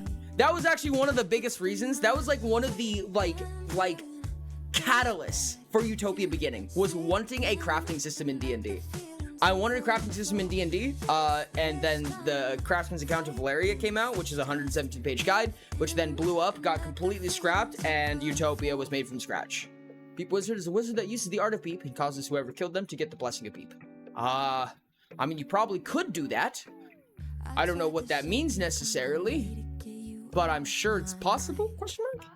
Demon's given Ori an idea. What is Urmas' exact species? Never made clear. Via Frost. Craft is why I switched to Utopia. That's my favorite part, personally. I love craft. My personal favorite part of Utopia is crafting. I love artificers, which is also why the red-orange discipline in the Adventurer's Guide is mastermind. Woo! Hey, can I workshop a curse thing with you about one of my characters? Potentially. I'd be down for that. No, not potentially. Yeah, no, I'd be down for that. I still have to write the text for curses. Blessings, and contagions. Not making ideas for a certain character, mind boil up in my head again. Smile. I love how I'll send a message and then immediately get a 60-second ad. That is terrible. I'm so sorry. Spells! I actually really like spells. I actually don't really love Yet playing Ori sucks and hasn't spellcasters. updated the AG1. Yes, but of course, me, the suck. Why is Beep under review for moderators? I'm really not sure, actually. Beep seems to get auto-modded quite regularly, and I don't know why. Contagions. Or I need to know those now. Huh? Oh, gotcha. At Anime Guy Spam. Oh, gotcha. Spam. Understood. I'm doing it with one of my fictional characters. Interesting. His name has been censored. Lamau. Well, chat, I think for right now, we're going to go ahead and set up for that raid. We're going to set up for a raid. I don't know how many people are going to be doing something in a similar vein. I don't know what we've got Ori, right now. or what are you gonna do if you change the AG during return? What are What you is gonna a do raid? if you change the AG during return? We've talked about that quite a bit, and it's gonna depend, right? There's the default answer is to keep the original ruling, right? Because it can be really difficult to modify a character after you've kind of built around that idea. So if it's going to break a character, or if nothing else is stated, they're just going to keep the original ruling. If it's possible and seamless, or there is a way to modify the character to match new ruling, then we'll go ahead and do that. More often than not, a change of rules is going to be in the spirit or They were made intention through of specialized that dragon mechanic. mating to make high-speed postal service for mountain countries. I can't wait for the first ever session so I can actually fucking make the art of this new cast. I'm so fucking ready, Munch. You have no goddamn idea. Anyways, hopefully we won't need to be a ton of rule changes other than minor tweaks, confirmations, clarifications, and yada yada. If a thing is just so busted, then either there will be a kind of wink wink between the character and me that basically states, hey, we know this is broken, but I gave this to you and that's my fault. Or there will be a correction that will also be a conversation between me and the player. If there's a break for the characters, looks over having completely messing with Persephone due to the lunar solar swap. Yes. I'm designed to be like birds mixed with dragons. I think I'm going to base them as albatross. Yo, that's cool as hell. Congratulations, Rain, on getting 100 points. And congratulations, everybody, on staying for the raid. And I love you. Because we are going to be raiding... Dossie Pet! Twice in a row. Crazy, chat. We're crazy. Oh my god, thank you so much for the hug. I appreciate you. The hug was so strong that I didn't finish what I was saying. Chat, make sure to copy that raid message. Basically, you're going to copy the message of the top or the bottom one, depending on whether or not you're subscribed. The lunar solar swap /LH. The one with all of the emotes if you're subscribed. The one that just says raid on it. If you are not subscribed, copy that message and post it in Dossie Pet's chat. Let them know who sent you. You get a ton of XP and channel points for raiding. So thank you guys so much for sticking around for that raid. It supports the channel a lot. Thank you for everyone who's lurking, everyone who's joining. I love you guys so much. You guys are amazing. And I love you. I'll see you tomorrow for Chat Chooses. And bye!